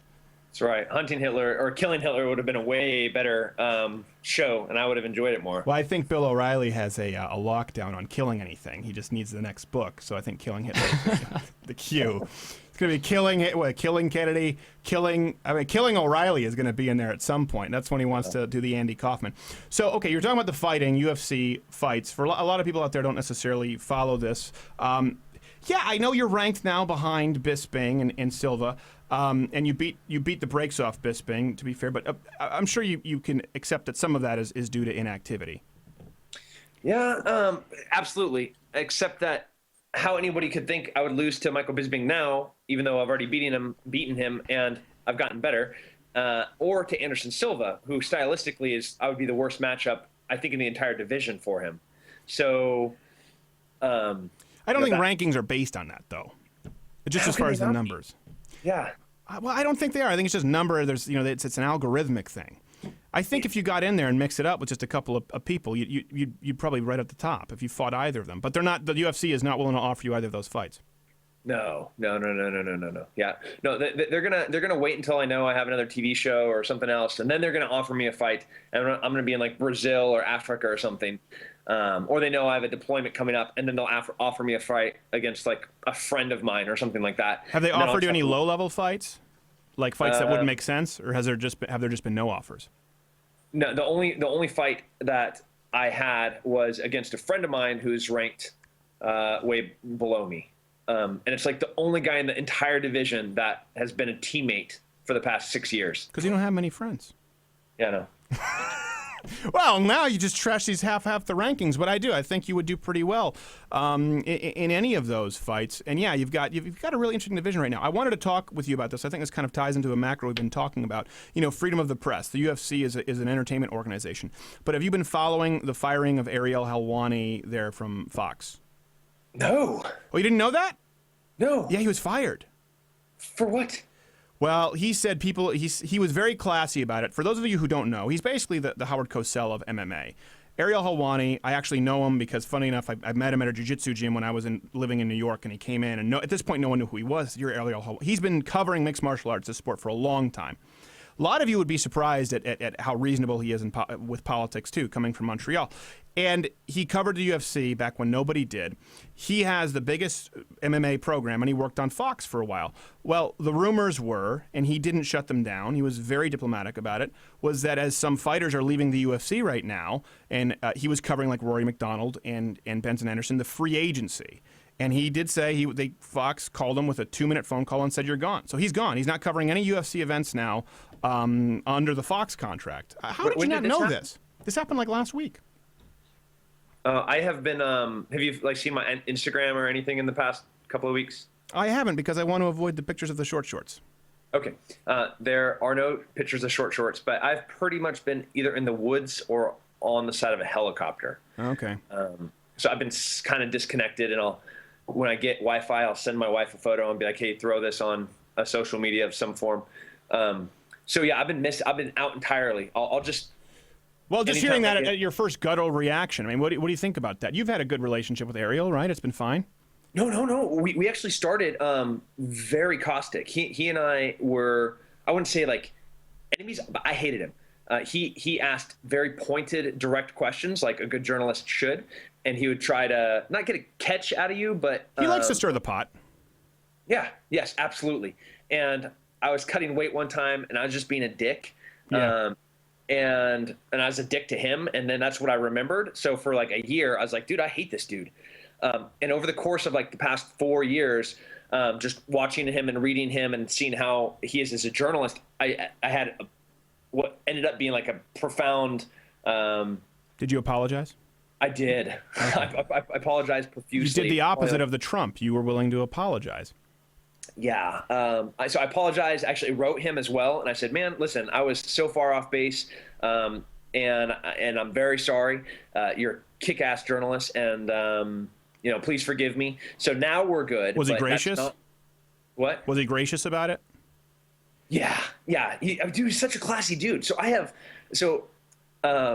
One, it sucks when you realize that you're completely wrong and you're an asshole, like I was.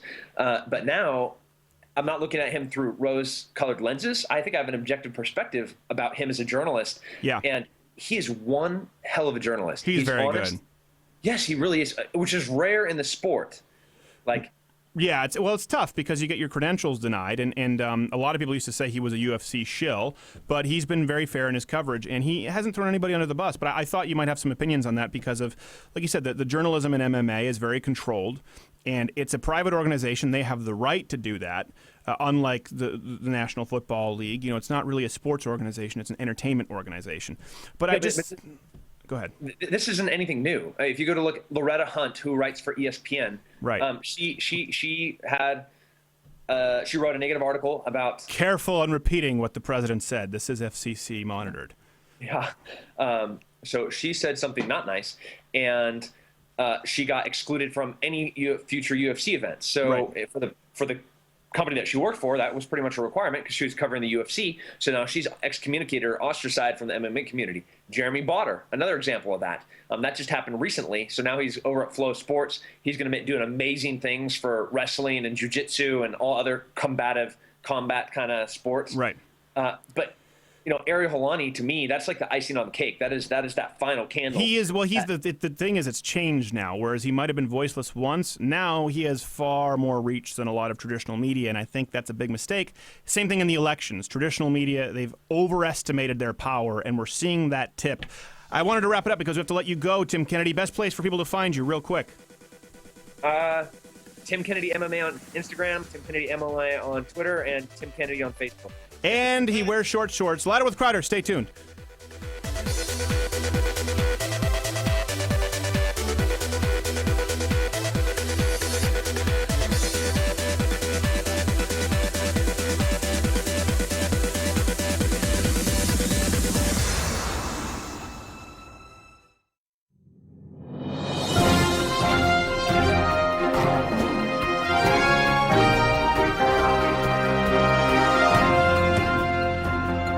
This is breaking news on Louder with Crowder. I'm Perry Matheson.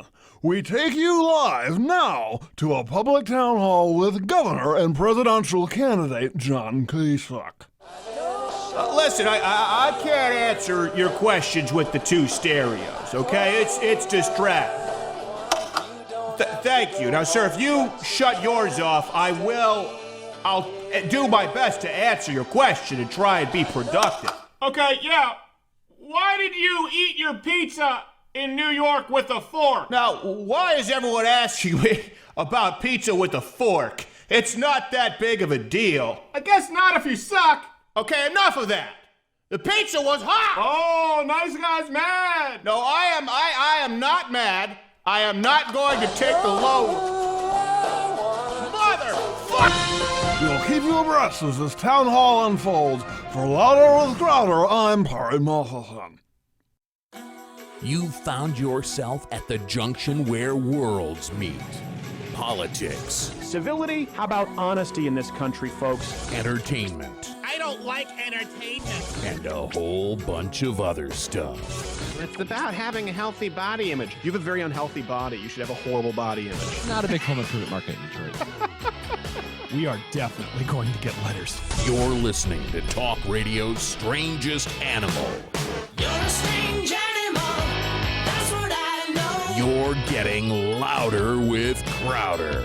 But you're a strange animal, I got to follow. Oh, I'm in the spiritus. Glad to be back, third hour. We're going to have Courtney with us after this. We just had Tim Kennedy. I know some people get mad if we talk about things that aren't political, like the fighting with Tim Kennedy, but that's his life. Listen, I think he's an Army Ranger or paratrooper. I'm not entirely sure. That's why I say Special Forces. Yeah, sniper or something like that. Something like that. Yeah, something really cool. Not someone you want to anger. No. But he's also obviously a noted conservative, very strong on military and foreign policy. But the guy's also a fighter. That's how he makes a living. And you should go out and support guys like that, Tim Kennedy. I should. You should. Guy has influence in a sphere outside of politics. But I wanted to talk about something. We were talking about this week where we wrote an article up at louderwithcrowder.com. Courtney helped me write this, that not all religions are the same. And it was written to leftists who, of course, try and... You've heard that argument, right? Religion destroys. Religion is the start of all wars. Oh, yeah. Every root of all evil is religion. Right. And it's just not true. It's a great bumper sticker, though. It's a great, catchy. It's a great bumper sticker. Real catchy. It's not, actually. Right next to the Darwin fish. Oh, yeah.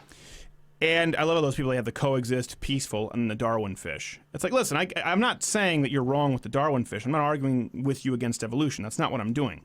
What I'm saying is that you're demanding people coexist and be peaceful, immediately followed by an incendiary bumper sticker. You're culturally appropriating the Christian fish. By the way, if you're talking about appropriation, it's not like dreadlocks, okay? It's not like hip-hop music where something that cultures liked. The reasons Christians drew that fish was as a secret code so they didn't die. And you're appropriating it. Just something to think about. So there's this argument that religion is the cause of all wars. No. Now, of course, if that were the case, you wouldn't have had tribesmen warring. People war over a lot of things. They war over power. They war over land. They war over riches. And by the way, it doesn't even have to be religion. It can be any ideology. That's important for people to know because it's an argument that's used a lot. And this is why we wrote... Let me first start with the premise of the article before we get to that. Of all the religions, there's one that causes a lot of problems. Okay, there's one that needs a timeout in 2016, and it's Islam. I'm a Christian. I don't try and proselytize all the time. I'm not on here to convert anybody. I'm not the perfect example. I talk about that. I'm open about that. I'm also open about my faith. However, I don't fear imminent decapitation from Buddhists or Hindus or Taoists or Scientologists. Okay, Jehovah's Witnesses, yes, they're annoying. I get it. They're very annoying on a weekend when I don't want to have to put on pants and answer the door. That being said, it's a small price to pay compared to being decapitated simply for not submitting to a religion. Of all the religions in the world, you can argue that they're all wrong but yours. And by the way, you should argue that. When people say, well, who are you to think that your religion is right? If you don't think your religion is right, if you don't think your faith is right, why? Why bother? Well, why bother? It's kind of like what my parents used to say when I was a kid. Well, you just always think you're right, Stephen. Yes. Otherwise, why would I think it? Why would you act on something if you thought... Why would I have an opinion if I thought, what am I going to have an opinion that I think is wrong? I'm going to hold it fast to this really wrong opinion. It doesn't mean that I can't be wrong, but naturally, everyone's going to think they're right until proven wrong, and then you concede that territory. I don't understand that you always think you're right. Yeah, I guess that sounds about correct. Islam is the one that is blowing up people in record numbers. Islam is the one that can't play nice with anybody else. It's kind of like one of those fish tanks. You have all of those different fish, and you can have your guppies, you can have your goldfish, but then you have those little fish that look like they have the Cirque du Soleil sashes as they swim through, and they eat all the other fish. It doesn't matter if all the other fish want peace. That one's going to eat the other fish, and it happens. That happens. Anyone who screwed up with a fish tank, I did that as a kid. Lesson learned. I don't even know a lot about fish. I know if they have the floaty sash-looking fins, best to avoid. Just because there's a chance. I know there's a chance they're a good one. Same thing with Islam right now. Same thing with the refugees. I can't know. So I put a ban on my fish tank on all the fish with the cheeks and the things that look like Olympic ribbons. Islam is the one religion that is a problem. And leftists want to throw them all in, and they like to appease Islam because, of course, political correctness is... basically, the people killed in terrorist attacks are sacrifices from the left at the altar of political correctness. That's where we've gotten.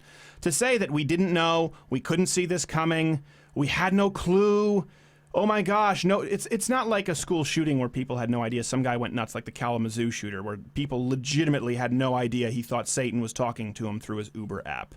They can say, we did not see this coming. You can't say that with a guy who joins ISIS. You can't say that with a guy who says, maybe Sharia law. So that's the point of the article. We need to be honest about that. Not all religions are the same. Now we get these responses, religion are the cause of all wars. A lot of people say that. No, that's not true. Again, ideology people can war over, even if they're atheists. Now, am I saying that all atheists are responsible for Mao, Stalin, Pol Pot? Of course, more deaths in modern history than religion. No, I'm not. I'm not laying that at the feet of all atheists. But those were people killed in the name of an ideology, atheism. We've written about this on the site, the recent video on democratic socialism. Lenin said that atheist propaganda was necessary for communism. It was a part of the ideology. atheism and communism is a distinctly atheist ideology. I'm not blaming atheists for the violence, okay? Just like you don't need to blame Christians for the violence if the United States, for example, is at war with Iraq. However, that is different. You can blame the violence on an ideology that expressly calls across the board for violence, and people are following that in record numbers. That's Islam. Another thing people were sending me, and you probably saw this, Jared, people saying, well, religion doesn't create anything, it only destroys. There's nothing good to come from religion. I'm trying to speak in only the physical sense here. That's completely untrue. What we have as far as modern history, right? History as we know it, human civilization, goes back about 10,000 years. Boom, everything bloomed. We kind of had cavemen, and then modern history, where we have documented records, we know a lot. You're looking back about 10,000 years. And if you want to talk about an incredible boom, it comes with Judaism, modern Christianity. After Christianity, and by the way, not growing at the same rate as other countries. That is important. You may be an atheist, that's fine. There are ideologies that lend themselves to growing, innovating more. The pantheistic religions of the Native Americans, they didn't create anything. They were here by the time the settlers got here, after the Greeks, after the Roman Empire, after the Ottoman Empire. They were here after that. And they didn't have the wheel. There are places right now that are still they worship many gods. Well, why is that the way? Because the god of the water makes it that way. Why is this happening? Well, it's because of the god of the tree. They don't know photosynthesis. There's no reason to go forward and explore. That's not the way Christianity was created. That's why you look at the boom in modern science. Also, some things to note, and I know a lot of people say, well, that doesn't have anything to do with Christianity. Historically, you can look and correlate it with this wonderful empire known as China. That is true. China made some brilliant advances in technology. But if you then compare it to Christian nations afterward, big difference. Look at where China is now, where the United States is now. At some point, you can only make so many fireworks and giant dragon parades. And we say, okay, we get it, but what else do you have in your deck of cards? But they're really cool. They are really cool. They are really cool. And the Chinese fireworks are the best fireworks. We used to see the International Fireworks Show. So again, that's important to note.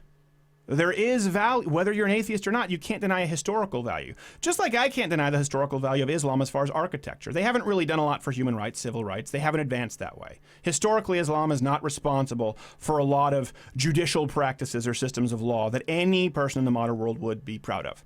I do think that as a Christian, one can be proud of the Constitution, which was expressly created around the central tenets of the Christian faith. Something else. There are certain virtues. People say, well, if you're you're only doing this because of some pie-in-the-sky fantasy because of God, you're a horrible person. That's an argument from atheists a lot. This is all in response to the column. I have it right here. Why don't you do it because it's the right thing to do? I understand that, and there's validity to that. I don't believe every atheist is a bad person. I don't believe that. I know a lot of atheists who are very good people who want to do what is ethically correct, what is morally correct. Okay? I acknowledge that. But you also have to understand that some of these virtues we now hold to be self-evident weren't at all. Before modern Christendom, for example, compassion was not considered a virtue. Look at all of these Greek philosophers. Look at some of the great philosophers. Look at some of the great leaders historically. Compassion was seen as a weakness. It was not seen as a virtue. That came with Christendom. And you can see that with, again, China. As the world developed, as human development exploded. So that is important for people to note. Listen, you don't have to be a Christian. We don't have to agree on faith. You may think it's entirely imaginary, and I have to leave room for the fact that you may be correct. But in the purely physical sense, it is inaccurate to say religion is the cause of all wars. Religion hasn't created anything. It's only destroyed, and it's very intellectually dishonest. Assuming you've read up on any religion at all, assuming you've read your Quran even 5 pages in any direction, it's woefully intellectually disingenuous to say, well, Christianity is no better than Islam. It's simply false. It's verifiably false. You can observe it through mountains of data, more than you could ever see in your lifetime, more than you could ever read in your lifetime. So I think it's important to make that argument. Again, I'm not someone going out there. I'm not a Christian apologist. I'm not a historian. But Courtney and I did write this article, and it went up, and there were a lot of reactions. And I think that a lot of people just buy this wholesale because they believe what their professors tell them. And they don't do a little bit of digging for themselves. It's not to say that there haven't been some horrible acts committed in the name of many religions. The difference is Islam historically has been spread through violence and the sword, and there haven't really been moments of peace globally with Islam. It's just not the case. And today, right now, living in reality, Islam is the problem. There is not the same kind of destructive force, at work here with Hinduism or Christianity. It's Islam. Sorry if that's not nice. We'll be right back.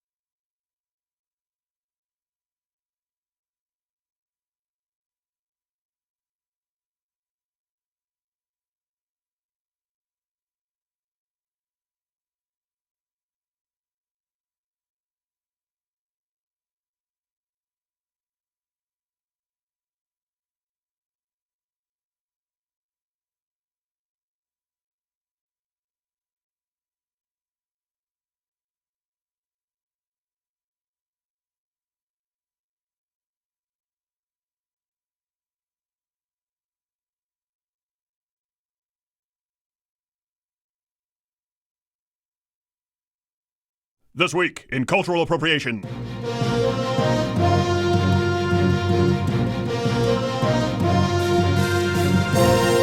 Oh, excuse me, sir. Yeah, that's actually really offensive. Perpetuating a negative Mexican stereotype. You should do away with the sombreros here in your shop. See? Yes, I'm telling you it's offensive. Offensive? Yes, particularly to Mexicans. No habla inglés.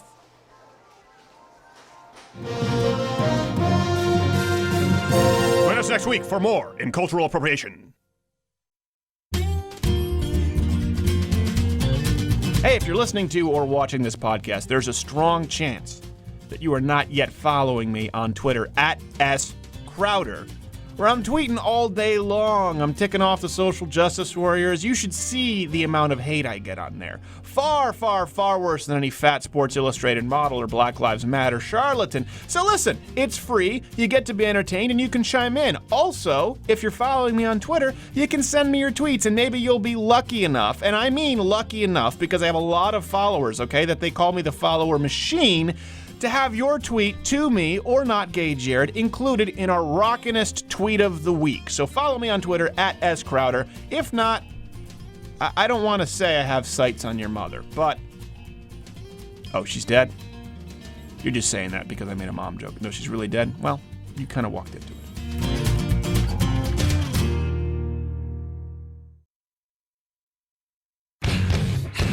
I'ma do the things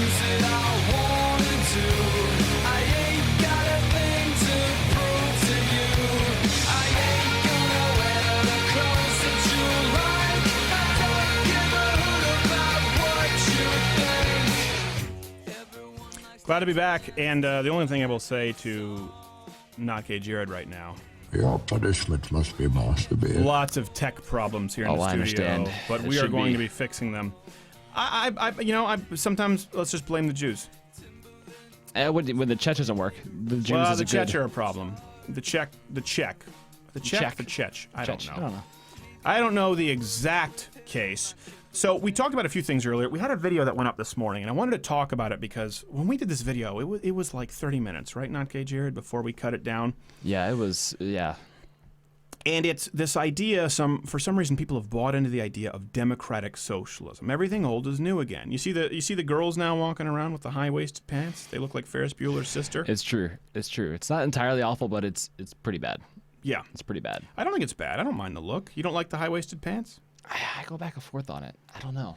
Are you talking for guys or girls? No, girls. I don't think guys are doing it. Are guys doing the full Swayze Roadhouse? Tweet me at S. Crowder. Is that a trend now? I've been looking the wrong way. Well, Swayze can pull it off. Swayze can do a good job of that. There's no one more masculine doing a pirouette than Patrick Swayze. The world lost a talent. So, democratic socialism, everything old is new again. This is what Bernie Sanders puts out there, and we felt it necessary to debunk this.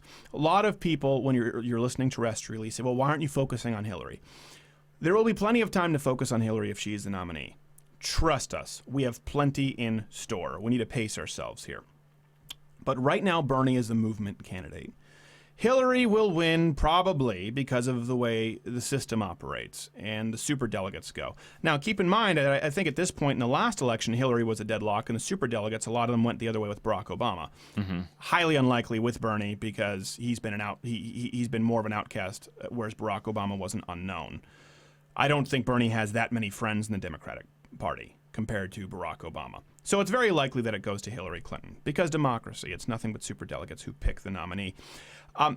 But the reason we focus on Bernie Sanders is because obviously as a younger American, under 30, he's the guy who people are really looking to. He's more popular than Barack Obama in a lot of ways. He's the movement candidate. And people really believe that democratic socialism is somehow different from socialism. When we talked about this, we have it up at the site from the Democratic Socialists of America, their very own site. They talk about how they believe that means of production should be put in the hands of the workers, how basically the eventual goal is to do away with private corporations.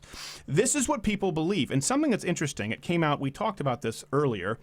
Maybe I didn't talk about it earlier. I think I was talking on maybe Glenn Beck's show about it. There have been polls that have come out. Something that's very telling. Cuban Americans, Ted Cruz talked about this. You were either a Republican or a communist. That's how they saw you. But for the first time in a recent poll, younger Cuban Americans, it's flipped, where 57% of them, I don't have the exact numbers in front of me, have a positive view of socialism. And that's a first. But what does that tell you? What the poll doesn't tell you is these are kids who were raised in the United States. They didn't come from Cuba. Mm-hmm. They didn't come from a socialist country. It's a lot of that girl that was at the Bernie rally. Remember her? You talked about her parents had an unfavorable view of socialized medicine, came from Canada, right? And she just couldn't grasp why they were so turned off by it. And then you're like, oh, you've spent your entire life in America. You don't really know anything. No. So, and she didn't seem to like America very much. I don't think she necessarily. Why don't you go back to your home on Whore Island? It's not an island, to be fair, but it's more of a peninsula. It is, yeah. It's more of a peninsula. We know people will fact check us on that. But this is something it's okay. Kids have embraced it. Another study that came out, another poll that came out, you have kids who have a favor, something over 50%. So numbers were always between 50 and 60. Over 50% of people aged 35 and younger had a favorable view of socialism and said they would be willing to vote for someone who was self-defined as a socialist. When asked if they were willing to pay higher taxes, however, that number flipped. Something very interesting. If they had been in the workforce for 3 or more years, that number was cut in almost half. So it is true. Life turns you into something more conservative, right? Life turns people conservative, at least libertarian, once they start paying taxes. If they start paying taxes, they see how painful it is. Also, we didn't talk about this. Bernie Sanders, there was a plan. It was added up, the math. We have it at the website. If you are making $50,000 a year, okay, under a Bernie Sanders plan, there's this idea people buy for some reason with Bernie Sanders. And it's something, if you're listening, you need to know this. Because people assume, well, since the rich will pay their fair share, the rich will pay more. People pulling the lever for Bernie or Hillary think, naturally, the middle class and the poor will pay less. No. you'll pay more. The rich will just pay more. So to give you an example, under Bernie's plan, the additional tax burden on someone or a household making $50,000 a year. $50,000, a very far cry from the top 0.1% or 1% or 10%, unless you're talking globally, then you are in the top 10%. $50,000 a year, you will be paying over $5,000 more than what you're paying currently under a Bernie Sanders plan. Contrast that with Ted Cruz, where it would be $2,000 less. And Donald Trump, I think over $3,000 less. Hillary Clinton was about the same with $65 more. Now, if you make up to $1 million, you'll be paying $160,000 more with Bernie Sanders. So people see that number, but they don't understand, if you're making $50,000, you'll pay $5,000 more. That's still 10%. And what people don't tell you with the Bernie Sanders plan, this democratic socialism, is the 6% payroll tax, which will be passed on to consumers, the mandatory health care tax. Something that's really important, we talk about democratic socialism. We have all the numbers in this video, and we talk about why it doesn't work, how it implodes. But there is a very, very important ethical component here. Healthcare in school needs to be a human right. School. People should get free school. Okay, what if I choose not to go to school? What if I choose not to go to college? What if I choose instead to take one of those high-paying, skilled trade jobs, like Mike Rowe talks about, and start my own business and make a good income? But I chose not to go to school as a business decision. What is moral about taking my money and forcing me to pay for someone's 8-year gender studies degree? What is moral? What if I want to pay bare minimum health care insurance, high deductible, catastrophic, and have an HSA? How is it ethical for you to say, no, you made this decision, but we're going to charge you anyway, and we're going to do it at gunpoint? That's what the government does. Scary men take you away with guns if you don't pay your taxes. How is that fair? How is that just? Yeah, the numbers don't add up. It's also morally reprehensible to remove the autonomy of a human being to make their own choices. And nobody talks about that because, the feels and the hugs. Speaking of which, we're going to get nice and fuzzy with Courtney Kirchoff after this. Stay tuned.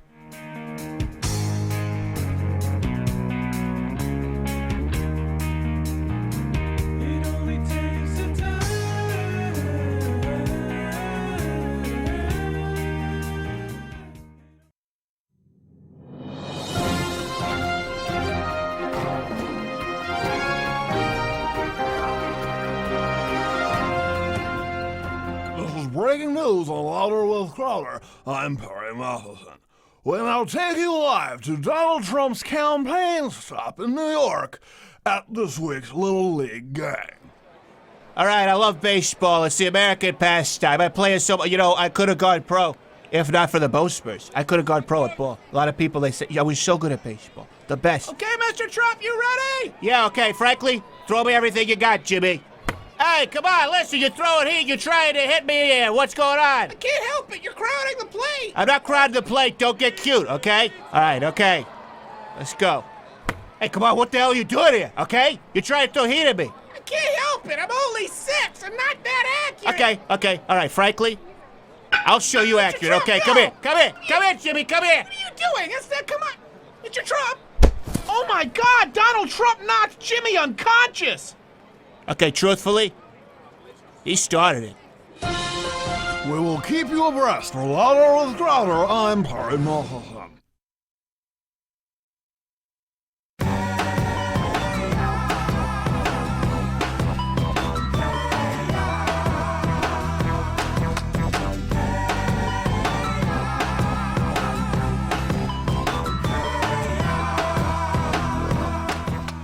All right. Sorry for all the tech issues that have been going on. Of course, if you're listening terrestrially, you don't face any of these because you're only listening through your radio. Isn't that nice? On with us. Oh, gosh, I guess I need to get her theme song ready. This is a nightmare tonight, Jared. People are calling for your firing all over right now. Do you realize this? Yeah. And you didn't have your microphone on. It's pretty much a normal day. All right, Normal okay. Thursday. When you hear this sound, you know who it is.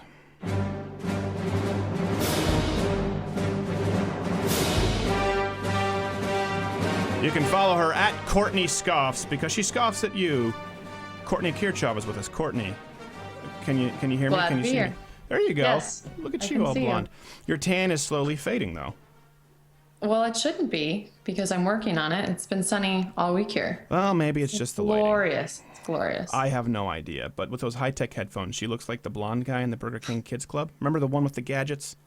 Yeah. Do you remember the Burger King Kids Club, Courtney? No. It was The crowns were the best part. It was the crown, but there was a Burger King. It was like the perfectly politically correct club. There was the black kid with the high and tight hair. There was the redhead. There was the girl who was in the wheelchair. There was the tomboy, and there was the tech nerd. So everyone was included. Well, that's nice. The Burger King Kids Club. It's cool to be a kid. I can't believe you don't remember And that. eat meat. And no, eat I can't meat. remember that.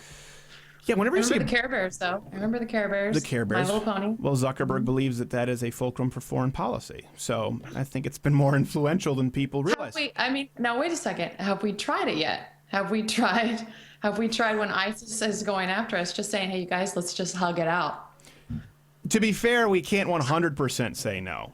Right. So Maybe just the one time, and whoever attempted it just got blown to bits. It's true. I don't know because generally speaking, the people who've tried it probably never lived to tell the tale. Speaking of which, you got a lot of flack. You were exposed to the underbelly of the internet when you wrote about how real men can't vote for Bernie Sanders. You've written a couple of columns this week. We've written some together. Some you've written by yourself. Which one has garnered the biggest reaction for you, and what are the colorful names people are using? Well, after the Bernie Sanders, you're not a real man, I still stand by that, by the way. Even if you're a socialist and you're working and you're providing for yourself, if you still believe that other men or other people should pay for other people, even if you're working, you're still not a man.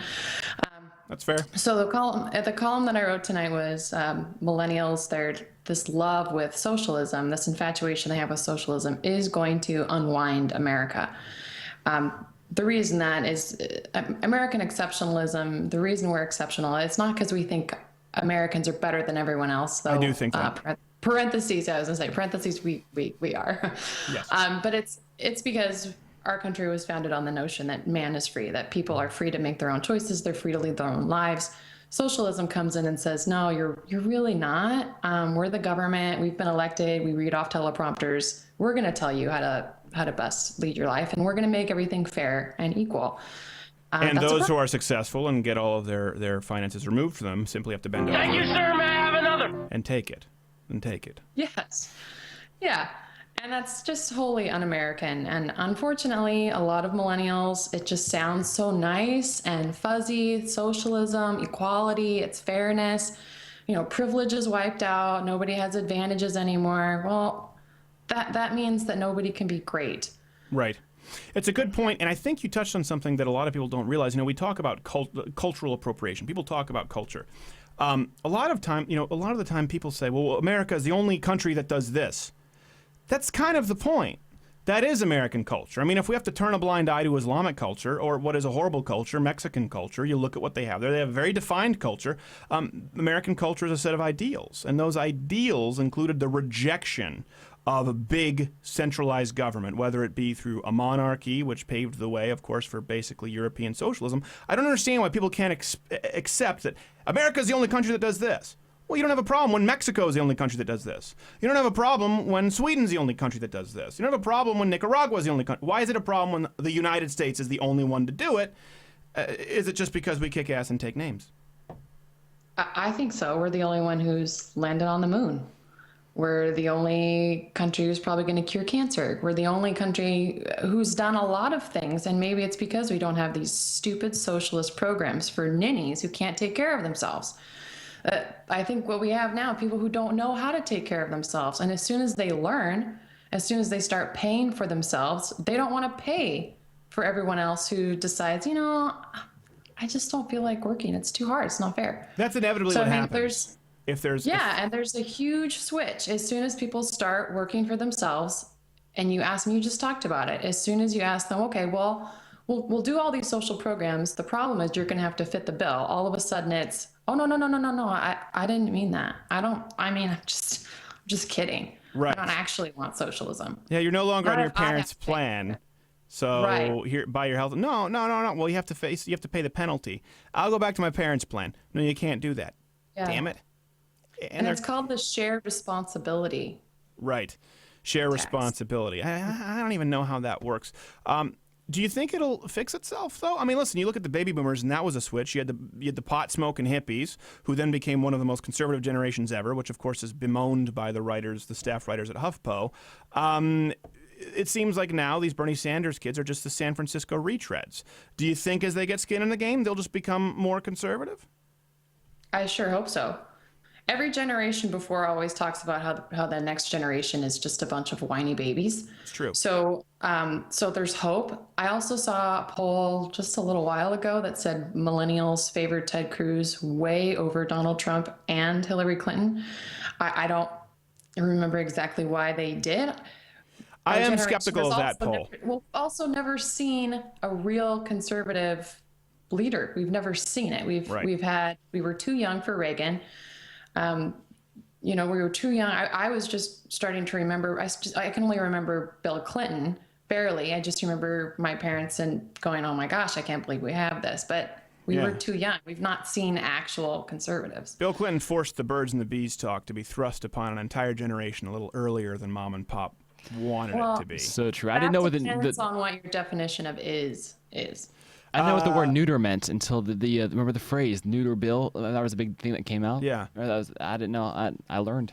Yeah, I remember my dad did that whole is. I was like, well, what does he mean? He goes, well, what he means is he has had sex with women who weren't his wife, but he's not. He goes, he goes, and you know what sex is. You know what sex. I taught you about that. How babies are made, penis and vagina. That's you know sex. He goes, I was like, no, I don't need to explain. He goes, what he is trying to say is, I have had sex with women who are not my wife, but I am not currently under this table while he was in the stand. I go, Dad, are you pulling one on me? He goes, no. That's what he was trying to do, and that was the day I decided I was a Republican. Also, little known fact, talk about being young. My wife checked her closet for O.J. Simpson. Wow, yeah, I remember that too. 5th grade. I was in 5th grade when that was going on. So all she saw was the tabloids. Murderer's wife, O.J. Simpson. So she just saw the headlines and she thought he was a monster. She was terrified of O.J. Simpson.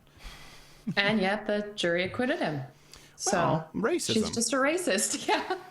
Your wife's a racist. She is a racist. And then it was now there's the OJ. I haven't watched the OJ show. I hear John Travolta is really gay unnecessarily. Yeah, he's kind of creepy in it. But that said, I actually kind of enjoy the show, and maybe I'm just really stupid, but this one doesn't seem to have a really particular Black Lives Matter bent that it could have. It talks a lot about it, but it paints them more unfavorably than the prosecution. No. OJ is a black eye on the Black Lives Matter people. They all know he did it. Well, sure, but they could have gone that way with this series, and they haven't. Which is funny because the next one they're supposed to talk about, the next season is supposed to be on Katrina, and it's called American Crime Series. So you know what angle they're taking with that one. You know who's the villain. Why do we have Courtney on if you're just going to talk? Shut up. These are good questions. He's jealous of my blonde hair. Yeah, because he's not gay. These are good questions. It's a problem. Okay, stop it, Jared. This is a nice lady. Okay, so you wrote this column on the millennials. What's the reaction coming? I know a lot of people. I don't like to just crap on millennials because they can be very innovative. They can be very productive. Well, see, yeah, I mean, the three of us are millennials. Right. You don't suck. I don't think. I mean, we're gonna get tweets that say, "Okay, actually, I've got news for you." Damn it, President, he guessed it. It's true. I wouldn't put it past me, but that's one thing. A lot of Republicans just lose them, and I think if people listen, you write a headline and it's eye-catching, but if people read it, it's informative, and it just seems like it should be it's uplifting. See, I think I really think a big problem here is a cultural one. A lot of people of our generation were raised in a single-parent household or to divorced parents. My mother told me from a young age, you can do anything you put your mind to. She told it to me multiple times. It's stuck. I think a lot of people didn't have that. They didn't have a support system, so they're looking to daddy government to support them now. I wish it's hard to work for yourself. It's hard to be independent. It's hard to be free, but it's way better than being a succubus on the government teat. No, it is for you. It is for you. It is for me. Respectfully, a lot of people, it's why there are fewer business owners than there are people who want to look for jobs. I'm taking it, that's a less extreme version, but Yes, a lot of and people there are don't some feel bad people about themselves being on welfare with a smartphone and hate tweeting you. that may be true, and that's scary. But if they think that's the norm, if they don't know that there's something better out there, I don't know what to tell them. It's true. I think there are a lot of people on welfare who don't believe in themselves. It's, if you go to a state park, they tell you not to feed the animals. Why? Because they're going to get dependent. So we're doing that to people, though. We're feeding the people, and we're not letting them fend for themselves. And they're the ones who have suffered. Pretty good. I like that analogy. Yeah. I do. And it's the same people, right? That are saying, don't feed the deer. The deer need to forage. Well, no, Are the bears. same That's a people, big and bears. in Yellowstone. That's a big problem. And then people see the park rangers, taking out a bear, and they've done everything they can. They'll scare them away from people. They want them to be scared from people because that's the only way they're independent. And then people think it's mean, and they're going, no, we're not. We're actually not being mean. We're the people we've studied bears our whole lives. If they keep coming in, it's going to be dangerous. They can kill. We have to get them back out of here. You give them a few picnic baskets and send them on their way, and all of a sudden they're labeled as hate mongers against bears. That is a good analogy. Don't feed the animals. My grandparents live on the water in Florida with gators literally in their backyard, and they've had neighbors eaten because they got too friendly and fed the gators over and over and over again. Want to hear a table turn? And see, I've it's the eaten same gator. thing with. Oh, nice. Does it taste like chicken? It does. It tastes kind of like a middle ground between chicken and calamari. Sorry, I interrupted you, good Courtney. Continue. No, I was going to make a joke about don't feed the Bernie Sanders people or they're going to eat you like an alligator. Not your best work. No. So maybe it was good that I was interrupted. I am dead inside. I wouldn't. You need to write better. Wah, wah. I don't know. I've come to expect so much of her, and then every now and then she just disappoints. I'm funny in writing, not as funny in person. No, but I think it's a good point, and I hope people do read it. It is a column that I think a lot of people need to read, and there's a lot of information in there. And like we've talked about, this is kind of a movement among millennials right now that I think a lot of older people aren't aware just how comfortable they are with full-fledged socialism. Yeah, and we also, we also are a generation where we have the Mark Zuckerbergs, who is 2 weeks younger than me. So #perspective, #I suck. So we have people who are our age who are billionaires, and we look at that and we go, God, that would be nice. That's not fair. And we start with that. That's not fair. This is true, but we have to go. Follow her at Courtney Scoffs, and of course read her writing at louderwithcrowder.com. Courtney, thank you so much. We'll have you back. Louder with Crowder, stay tuned.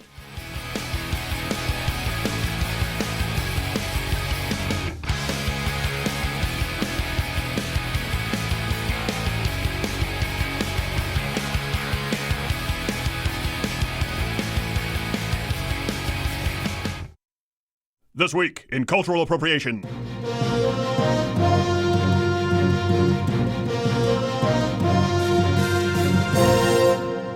No more cultural appropriation. Time to do away with Chinese slippers.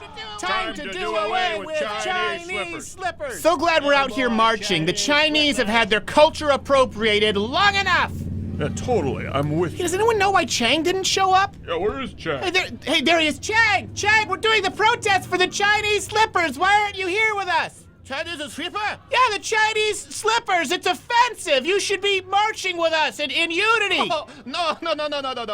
I'm too busy taking your job. What? Yes, I just buy a shop across the street. You mean the one where I work? Used to work. Enjoy your march.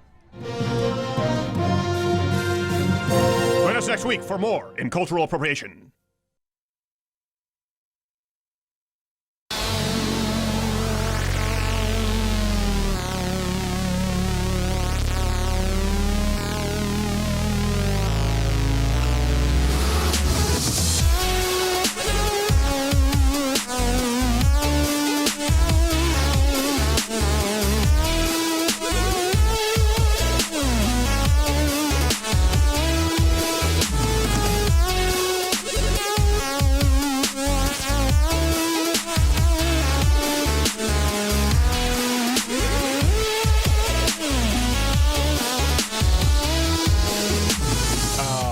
Glad to be back.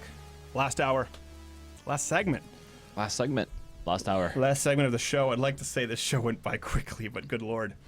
Always grateful to be here, to be with you, and to be picked up by more stations and growing online. by the next time I speak with you, the primary will have shaken up possibly quite differently from today with Wisconsin. And I guess it's a big battleground state right now. And it seems like things are changing. In the also, election. I'll probably No, be you'll definitely be employed fired. elsewhere. Not Gay Jared will Maybe. definitely need to seek employment elsewhere. If anyone out there is looking for a right in the middle of the pack, depending on his mood, producer/editor, he might be your man. And that's actually what I've written on his letter of recommendation. I just have stacks of them at the ready, but no one takes them. You got to no. You have the jacks of all trades. Then you got like the eights, and those have to exist too. I'm kind of like the four of all trades. Do you know that before you get to the jacks and the aces? Do you know that expression? A jack of all trades, master of. I'm gonna let back to you, Stephen. Jack of all trades, master of none. None. Yes. Yeah, you've heard that. Yeah. Yeah, that's not the actual phrase. Really? The actual phrase. I have hope. Gerald Morgan, I think, told me about this. It may have been on the show about a year ago, and I don't know if it was Madison, Washington. It was one of the founding fathers, somewhere back there. So please don't misquote me here. Someone can find it. My internet's not working. It was Jack of all trades, master of one. And it was basically, and it was really in the context of, for a man... Clearly there was an Asian there somewhere translating this phrase over the decades. No, then it was used to mock the phrase. And the mocking phrase became more popular than the original phrase. The mocking phrase became the colloquialism. No, I didn't have a stroke. I just mispronounced a word. You can forgive Donald Trump. Why not me? I'm going to use the best words. So... jack of all trades, master of one was the term. And that was actually, it was spoken in reference, if you look at its context. I remember reading about this. Gosh, I wish I had it in front of me. Of what is required for a man to succeed, particularly excellence. And Teddy Roosevelt wrote a lot about this. I know he sort of expanded government to a level with which I wasn't comfortable, but personally a fascinating character in history. The idea that a man needs to be equipped, needs to be capable, needs to be adept in all areas, but absolutely fantastic in one is how you succeed, is what is necessary to be a completed man. So it's one thing, if you're an intellectual, yeah, you still need to be able to do some push-ups. You still need to be able to clean up around the house. You still need to be able to survive, right? If you're a great soldier, you still need to be able to read books. You still need to be able to process information. You still need to be able to communicate effectively. But everyone has an area where they are specialized. And that's one thing I think people have done a disservice. Courtney just said it, but I know what she meant, the idea that you can do anything you put your mind to. That's true. To a degree. Obviously not like flight or invisibility. Maybe one day. I don't think so yet. I haven't been to Area 51. I've heard good things. The point is, what we don't tell kids is, listen, find your purpose, live in your purpose. And you certainly won't hear that from the left. The idea that anyone has a divine purpose or that people were put on this earth or designed for one specific thing, it runs entirely counter to the idea of socialism and the collective. Ironically, it comes back around with extreme communism, right? If you're born in China and you have the right body dimensions, you're going to be on the Olympic gymnastics team. Don't expect a monthly cycle until you're 14 because they're going to keep your weight down and tie up your toes. This is true. They put an axe in your hand. You're going to be manual labor. You're going to be a scientist. That's how they decide what you get to do. So that flies in the face, of course. The government decides. Now government is God. But the idea of socialism, that everyone takes part, that people should be equal. Same thing, I was just speaking at American University. They weren't allowed to play touch football. That was an event for the club, and they said it was too competitive. That is not only anti-American exceptionalism, that is deism for anyone who believes that you have some kind of a purpose. So you can do anything you put your mind to, but here's what's important. And this is what's lost in the self-esteem generation. Take Michael Phelps, for example, greatest swimmer ever. People look at him and go, well, he smokes weed and eats McDonald's, so I can too. No, listen, he is a freak. He was designed in a way that is perfect, with hands the size of meat hooks and size 18 feet and long. He was designed in a way where he would be the best regardless. He's fantastic in spite of McDonald's and smoking weed. Of course, he trained unbelievably hard. So people just see the one thing, the McDonald's, and you say, well, if it's good enough for Phelps, look, and they're sipping their Dr. Pepper. That's not how it works. Some of these athletes are fantastic in spite of their training, and sometimes you get that magic where someone is living in their purpose. They're in exactly what they were designed to do, where they are brilliant, where they are good, and they work really hard. You see that. When you see that, it is a sight to behold. Have you ever just seen someone, and this is what's so important, this is why men and women, you need to challenge yourselves every day. I will tell you this, having done submission wrestling, it's a very physical endeavor. I have rolled with people who are world champions, and I'm decent. And I've just had to accept, listen, no matter what I do, this person was created to do this. I'm not going to be as good at them, even if I work as hard as I can, because I know this person is also working at this like a full-time job. And that's okay, because I can find my purpose. And so I think this what's really removed. We've talked about socialism and not only the moral and ethical aspect, but it strips humans it strips you of the human essence. Humans have this innate desire to belong, to be productive, to be useful, and to find the way in which they can do that most effectively. Socialism says there is no way, there is no purpose. The purpose is all of us. You're an amoeba. You're not an individual. And I think that's a big reason why it collapses. You can't quantify it. It's something intangible that can't be put on paper. But if you tell an entire nation of people you are all the same and none of you were created, none of you were fearfully and wonderfully created different from one another, so we're going to treat you the same and make everything equal, you strip them of the human spirit. Don't let that happen. See you next week.